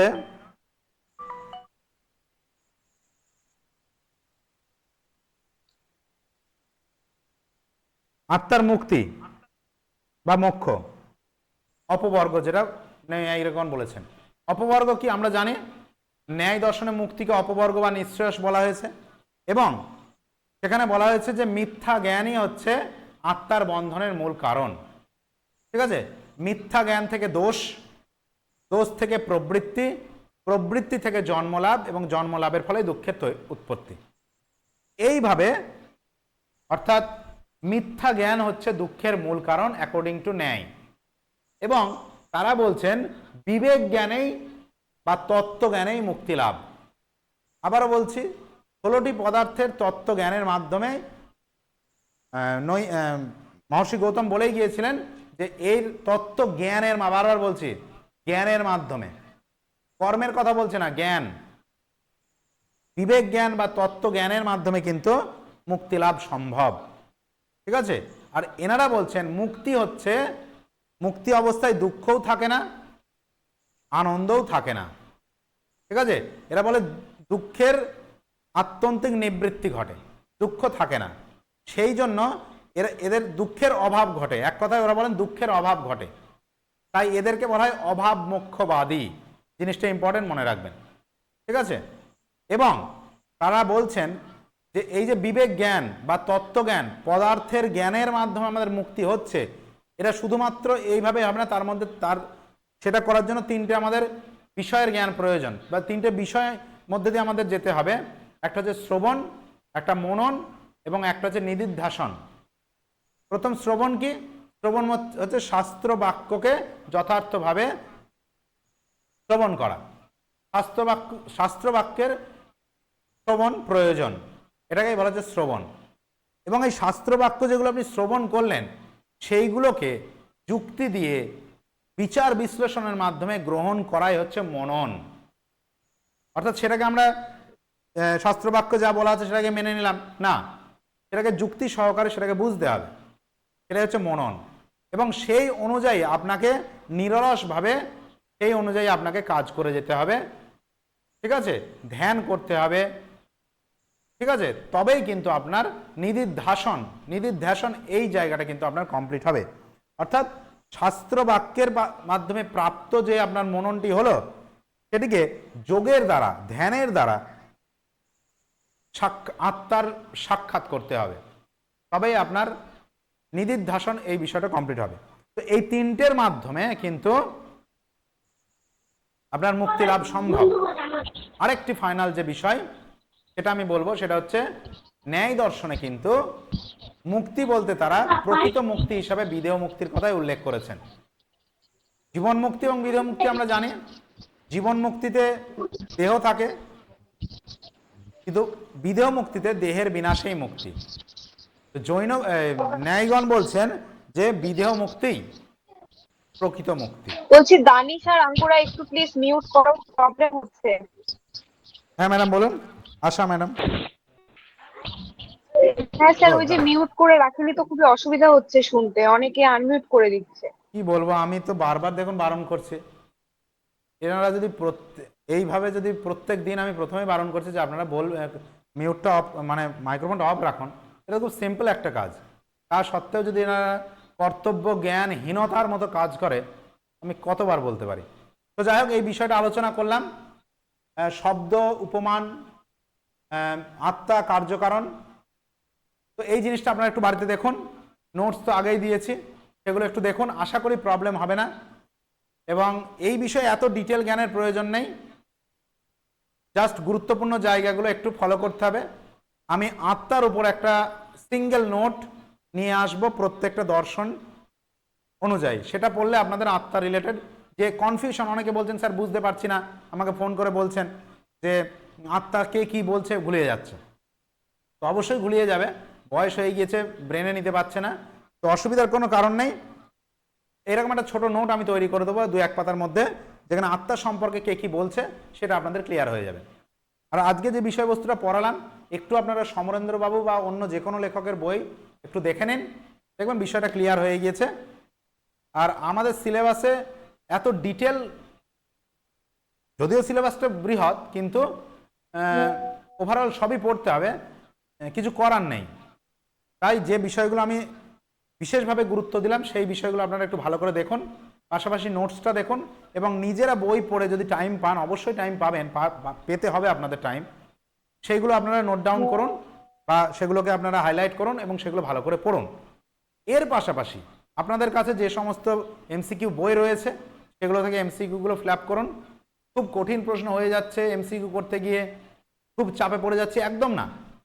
যে এমসিকিউটা আপনারা বুঝতে পারছেন না সেটা নিয়ে চাপ নেওয়ার কোনো দরকার নেই, ছেড়ে দিন, লেট ইট বি, এগিয়ে চলুন, গো অ্যাহেড। ঠিক আছে, পরীক্ষার প্রশ্ন আপনি যথেষ্ট কমন পাবেন, আর ন্যায় দর্শন থেকে এমন কঠিন কোশ্চেন দেবে না যে আপনি সেটা পারবেন না। ঠিক আছে, সুতরাং be calm and just go ahead, study করুন ভালো করে, শান্ত হন, পড়াশোনা করুন।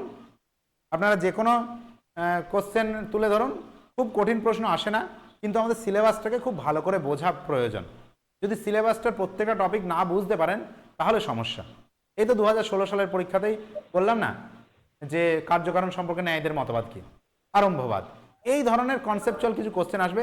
এই আরম্ভবাদই অনেকে ভুল করে এসছে, আমার সঙ্গে পরবর্তীকালে কথা হয়েছিল, আরম্ভবাদী অনেকে ভুল করে এসছে। তো এই জিনিসগুলো একদমই মিস্টেক করবেন, আমাদের প্রত্যেককে পাস করতে হবে, প্রত্যেককে কিন্তু চাকরিটা পেতে হবে, এই মানে প্রতিজ্ঞাবদ্ধ হয়ে আপনাদের কিন্তু পড়াশোনা চালিয়ে যেতে হবে। তো যেটুকু পারলাম আমার সামান্য জ্ঞানে আপনাদেরকে বোঝানোর চেষ্টা করলাম। সত্যি কথা বলতে আমিও টাইম খুব কম পাচ্ছি, একটু স্টাডি না করলে বিষয়বস্তুটা পরিষ্কার বোঝানো আমারও একটু খারাপ লাগে। যে এই যে অসমবায়ী কারণটা আমি একটু বোঝাতে একটু আমার কেমন যেন মনে হলো, আপনাদের সামনেই বলছি অ্যাকচুয়ালি। তো এই জিনিসগুলো আমার একটু প্রচন্ড আওয়াজ আসছে স্যার, কিছু শুনতে পাচ্ছি না, কিছুই বোঝা যাচ্ছে না স্যার, কিছু বোঝা যাচ্ছে না। কে একজন পুরো মাইক খুলে রেখেছে। এটা সেটিংসে গিয়ে পুরো আনমিউট করে রাখুন পরের দিন স্যার, কিচ্ছু বোঝা যাচ্ছে না। ওকে, আনমিউট করে দিয়েছি। হ্যাঁ স্যার, আপনি না একটু সেটিংসে গিয়ে অফ করে দিবেন, কেননা ওই পরে যখন রেকর্ডিং ক্লাস দেখি তো বিশেষ খুবই বিশেষ কিছু প্রবলেম হয়। কথা তো অনেক আমরা শুনতেই পেলাম না। ঠিক আছে, আপনাদের বারবার বলা সত্ত্বেও আপনারা শুনছেন না, কি যে করছেন আমি জানি না। তো দেখছেন তো, আপনারাও যখন রেকর্ডিং ভিডিও দেখবেন আপনাদের প্রবলেম হবে, তাই অবশ্যই ক্লাস চলাকালীন আপনারা কথা বলবেন না। আমার যেটুকু আমি বুঝতে পেরেছি আপনাদের সঙ্গে আলোচনা করলাম, আশা করি আপনারা বিষয়বস্তুটা কিছুটা হলেও উপলব্ধ। স্যার হ্যাঁ বলুন। স্যার আপনি সেটিংসে গিয়ে কিন্তু অফ করে দিতে পারবেন, যদি আপনি এর পরের দিন থেকে অফ করে দেন খুব ভালো হয়, কেননা সব সময় তো মানে अवेलेबल থাকি না, তো পরে যখন ক্লাস করি ওইটাই অনেক আমি জিনিস খুঁজে বুঝতেই পাচ্ছি পারি না, না। কোথায় যে সেটিংসটা আছে, কোথায় যে অফ করতে হয়, আমি সেটাই খুঁজে পাচ্ছি না। স্যার একবার ইউটিউবে দেখে নেবেন তাহলেই হবে। হ্যাঁ, ইউটিউবে দেখে করতে হবে। ঠিক আছে, থ্যাংক ইউ, অসংখ্য ধন্যবাদ। স্যার স্যার হ্যাঁ বলুন। স্যার বলো আরো। হ্যালো স্যার, বলছি স্যার বলছি ন্যায়রা কি সপ্তাহ থেকে জীবন মাঝে মুক্তি মধ্যে হয়ে স্বীকার যাচ্ছে, করেছেন? আমার ক্লাস করতে ভিডিওটাকে পারছি ওনারা না, প্রকৃত এটা মুক্তি 9টা থেকে বলছেন, হলে কিন্তু খুব ভালো জীবনটাকে হয়। কি স্বীকার করেছেন বুঝতে জীবন পারছি। মুক্তি? আমি কি বলবো, জগা খিচুড়ি হয়ে যাচ্ছে 9টার সময় ছেলে পিলে নিয়ে। হ্যাঁ 9টার সময় ক্লাস নিয়ে আমাকে ওই নোটসগুলো আবার তৈরি করতে হচ্ছে। এখন এত চাপ পড়ে গেছে, পিডিএফ গুলো বানাতে পারছি না। কিছু নোটস তো আমি ছবি তুলেই দিয়ে দিয়েছি। আপনাদের কি কারোর প্রবলেম হচ্ছে ছবিতে নোট নিয়ে একটু বলবেন তো? না, এটা কোনো প্রবলেম নেই, হাতের লেখা তো ভালোই আছে।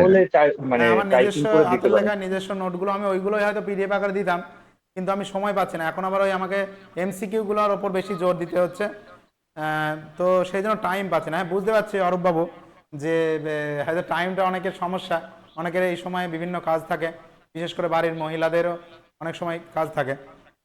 তো বাধ্য হলাম আজকে নিতে, টাইম পাচ্ছে। কাল সেদিনকে তো কিছু সমস্যার জন্য রাত 12টা বেজে গেছিল ক্লাস নিতে নিতে।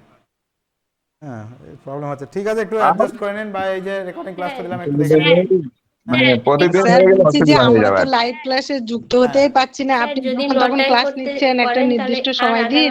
বাড়িয়ে দিন, 9:30 হ্যাঁ ম্যাডাম কি করুন, বলছেন, তাহলে আমার ছেলে বুঝতে পারলাম না। আমি তো লাইভ বলছি, ক্লাসে যুক্ত হতেই পারছি না, একদিন স্যার যখন যে তখন আপনি রিকোয়েস্ট ক্লাস করলেন না নিয়ে 9টা নিচ্ছেন। থেকে ক্লাস, একটা নির্দিষ্ট সময় বলুন, তাহলে আমরা রেডি হয়ে থাকবো। 9টায় করতে গেলে নির্দিষ্ট সময় 9:30 বলা করুন, খুব কারণ কঠিন, আমারও হাতে ছেলে সময় খুব আছে, ওকে কম। সত্যি হাতে সময় আমাদের প্রচুর কম, এবং প্রচুর আমি তো আমাদের পড়াশোনা করতে হবে। আপনারা যখন আমি তো ক্লাস থেকে নেবেন দিয়ে এখন মোবাইল খুলে দেখছি আপনি ক্লাস অলরেডি শেষ হয়ে গেছে। কিন্তু আমি যদি বিকেলে 9টায় করে লিখেছিলাম তাহলে যে সেটা এই সাড়ে টাইমে 9টায় ক্লাস হবে। নেব।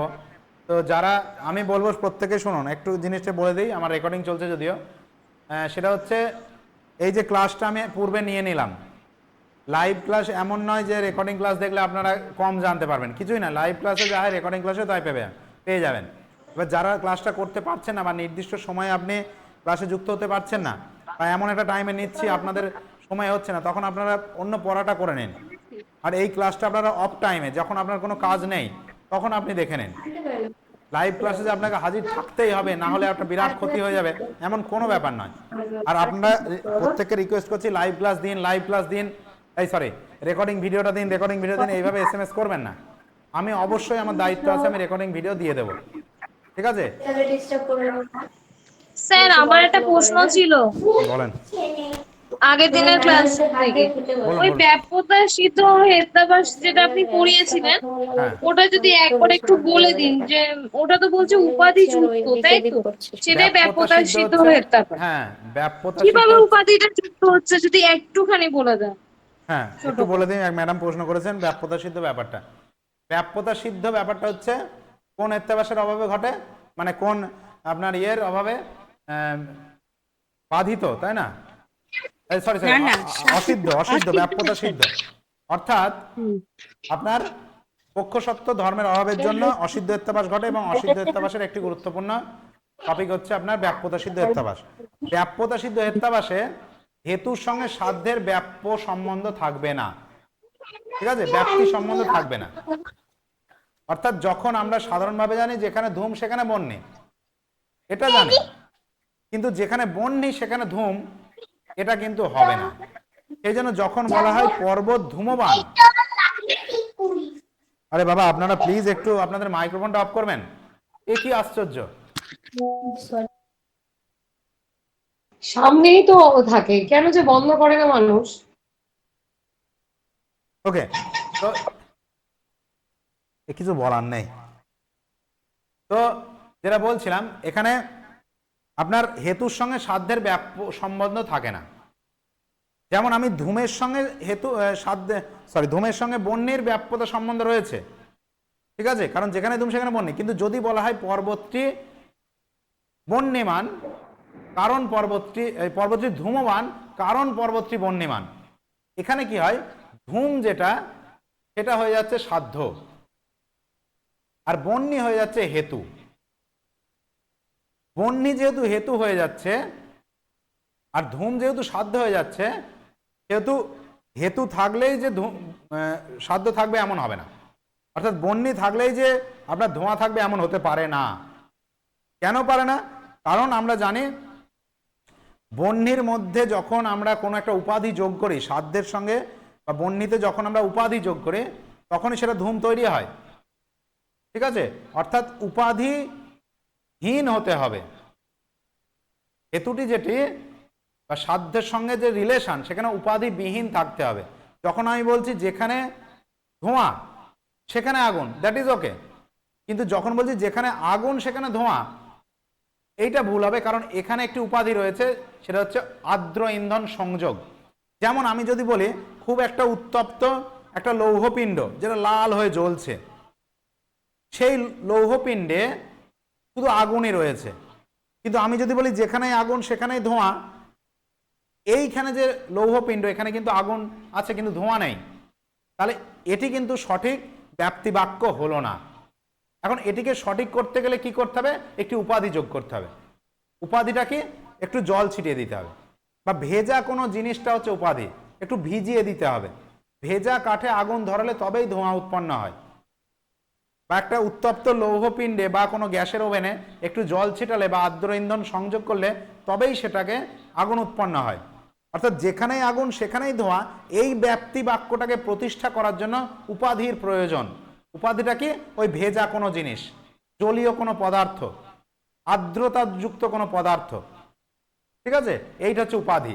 তো যেখানে ব্যাপ্তি বাক্যটা তৈরি করতে গিয়ে উপাধির প্রয়োজন হচ্ছে, সেটা সঠিক ব্যাপ্তি বাক্য নয়, সেখানে ব্যাপ্যতা সিদ্ধ হেত্যাবাস হবে। কিন্তু যদি কোনো একটি ব্যাপ্তি বাক্য তৈরি করতে গিয়ে উপাধির কোনো প্রয়োজন না হয়, তার মানে সেটা সঠিক রয়েছে। যেখানে ধোঁয়া সেখানে আগুন, এখানে কোনো উপাধির প্রয়োজন নেই, কারণ আমরা সর্বদাই দেখি ধোঁয়া থাকলে আগুন থাকে। সুতরাং এই যে ব্যাপ্তি বাক্য যেখানে ধোঁয়া সেখানে আগুন, এটা ঠিক আছে। কিন্তু যখন আমি বলি যেখানে আগুন সেখানে ধোঁয়া, যেখানে আগুন সেখানে ধোঁয়া তখনই সম্ভব যখন উপাধি থাকবে। যদি উপাধি না থাকে, মানে উপাধি যদি না হয়, তাহলে এই বাক্যটা হবে না, ঠিক হবে না। যেখানে আগুন সেখানে ধোঁয়া, এটা ঠিক হবে না। বুঝতে পেরেছেন ম্যাডাম? হ্যাঁ ঠিক আছে স্যার, বুঝতে ওকে, পেরেছি। স্যার, ক্লাস আরেকটা আজকের এই question ছিল, পর্যন্তই স্যার। ছিল। হ্যাঁ বলুন, স্যার একটা কোশ্চিন ছিল। রাসবিহারী বাবু বলুন।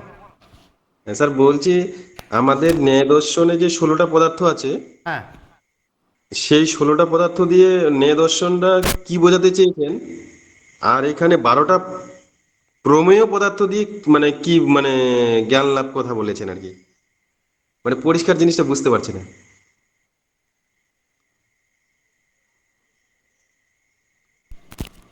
এটা দুই জায়গায় দুই রকম আছে। নৈয়ায়িকগণ বিশেষ করে আপনার মহর্ষি গৌতম বলেছেন যে এই যে 16টি পদার্থ, ঠিক আছে, 16টি যে পদার্থ, প্রমাণ, প্রমেয়, সংশয়, প্রয়োজন, এই 16টি পদার্থের যথার্থ জ্ঞানের মাধ্যমেই আমাদের মোক্ষ বা মুক্তিলাভ সম্ভব। আবার কোনো কোনো জায়গায় দেখবেন লেখা আছে 12টি প্রমেয় পদার্থের মাধ্যমেই তত্ত্বজ্ঞান লাভ করা সম্ভব। ঠিক আছে, তো এর ফলে একটু কনফিউশন হতে পারে যে তাহলে কোনটি ঠিক। মূলত ন্যায় দর্শনে যেটা বলা হচ্ছে যে মুক্তির জন্য মহর্ষি গৌতম বলেছেন যে 16টি পদার্থের তত্ত্বজ্ঞান প্রয়োজন। তো মেনলি যেটা বলা হয় সেটা হচ্ছে ন্যায় দর্শন উল্লিখিত যে আপনার যে বিষয়টা আপনি জিজ্ঞেস করলেন যে প্রমেয়, প্রমেয় হচ্ছে জ্ঞানের বিষয়। ঠিক আছে, প্রমেয় হচ্ছে জ্ঞানের বিষয়। 12টি যে আত্মা, শরীর, ইন্দ্রিয়, অর্থ, বুদ্ধি, প্রযত্ন, প্রেত্যাভাব কি সব আছে আর, হ্যাঁ, ওই বিষয়গুলো হচ্ছে জ্ঞানের বিষয়, প্রমেয়। ঠিক আছে, আর এই যেগুলো আছে প্রমাণ, প্রমেয়, সংশয়, প্রয়োজন, এগুলোকে পদার্থ বলা হচ্ছে। মহর্ষি গৌতম বলে গিয়েছেন। এইবার একটা জিনিস এখানে মনে রাখতে হবে যে মহর্ষি গৌতম বলেছেন 16টি পদার্থের তত্ত্বজ্ঞানের মাধ্যমে মুক্তিলাভ সম্ভব। আবার কোনো কোনো জায়গায় দেখবেন লেখা আছে যে 12টি যে প্রমেয় পদার্থ, সেই 12টি প্রমেয় পদার্থের মাধ্যমে তার তত্ত্বজ্ঞান লাভ করলে তবেই আমাদের মুক্তিলাভ সম্ভব। তো এই দুটো জায়গায় দুই রকম ভিন্ন মত দেওয়া আছে, যে কোনো একটি থাকলেই সেটা যথার্থ। বুঝতে পারলেন রাসবিহারী বাবু? হ্যাঁ স্যার, বুঝতে পারলাম স্যার। আর এইখানে আরেকটা সমস্যা স্যার, হ্যাঁ, বৈশেষিকরা প্রমেয় স্বীকার করছে না পদার্থ? অনেক জায়গায় আবার দেখছি যে প্রমেয় কটা স্বীকার করেছেন, তখন কি লিখবো? প্রমেয় মানে অ্যাকচুয়ালি বৈশেষিক দর্শনে তো অধিবিদ্যার উপর গুরুত্ব দেওয়া হয়েছে। প্রমেয় কথাটা বৈশেষিকের ক্ষেত্রে খাটবে না। প্রমেয় হচ্ছে জ্ঞান তত্ত্বের বিষয়। ঠিক আছে, প্রমেয় কথাটা জ্ঞান তত্ত্বের সঙ্গে সংযুক্ত। প্রমা, প্রমাণ, প্রমাতা, প্রমেয়, হ্যাঁ। কিন্তু ওরা মেনলি, ওদের যদি বলা হয় পদার্থ, সেক্ষেত্রে 7টি পদার্থ। আর প্রমেয় বললেও তো অ্যাকচুয়ালি সেই জ্ঞানের বিষয়কেই বোঝানো হয়, জ্ঞানের বিষয় ক্ষেত্রে জ্ঞানের ক্ষেত্রে চলে আসছে।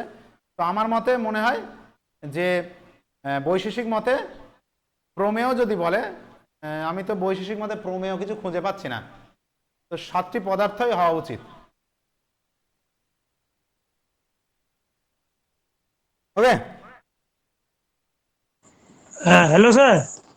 হ্যাঁ, হ্যাঁ বলছি যে এখানে বিদেহ মুক্তির যে কথা বলেছে, তাহলে ন্যায় বৈশেষিক এবং রামানুজ আর ওইদিকে নব্য প্রভাকর মীমাংসকরা এরাই স্বীকার করেছে তো?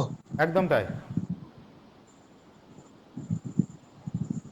আর এগুলো বাদ দিয়ে বাকিরা তো ওই জীবন মুক্তির এবং বিদেহ মুক্তি দুটোকেই স্বীকার করে। তারা দুটোকেই স্বীকার করেছে। এই যে 3টে বা 4টের যে নামগুলো বললাম, এরা জীবন মুক্তিকে যথার্থ বলছে না, এরা বিদেহ মুক্তিকেই তারা যথার্থ মুক্তি বা পরামুক্তি এই অর্থে গ্রহণ করেছে। ঠিক আছে, ঠিক আছে স্যার। ওকে। এবার ভালো করে পড়াশোনা করুন, অনেকে এখন জয়েন হলেন, ক্লাস হয়ে গেল, 7টা থেকে ছিল ক্লাস আজকে। একটু আপনারা একটু যুক্ত থাকবেন আপনার ইয়ের সঙ্গে, কি বলে ওটাকে, গ্রুপের সঙ্গে একটু অ্যাটাচ থাকবেন। আমার যদিও উচিত ছিল একটু আগে জানিয়ে দেওয়া, অনেকের প্রবলেম হচ্ছে, 9টার সময় আমারও বিশেষ প্রবলেম হয়ে যাচ্ছে, অনেক রাত হয়ে যাচ্ছে, ঠিক আছে, ওটাকে আবার ভিডিও করে ইয়ে করতেছে। ঠিক আছে, সমস্যা নেই, একটু কষ্ট করুন, মানে দেখুন, আর যদি প্রবলেম হয় জানাবেন। আমি এই ভিডিওটি আজকে তো দিয়ে দেবই রাতের মধ্যে, একটু সময় লাগে সেটাকে ই করতে, রেকর্ডিংটাকে পুনরায় ইয়ে করতে, তাই আপনারা চিন্তা করবেন না, রেকর্ডিং ভিডিও পেয়ে যাবেন, দেখে নেবেন। ওকে, আজকের ক্লাস এই পর্যন্তই। আমরা আগামী দিন নতুন একটা টপিক নিয়ে আলোচনা করব, যেটা আপনাদের আগে থেকে আমি জানিয়ে দেবো। থ্যাংক ইউ প্রত্যেকে।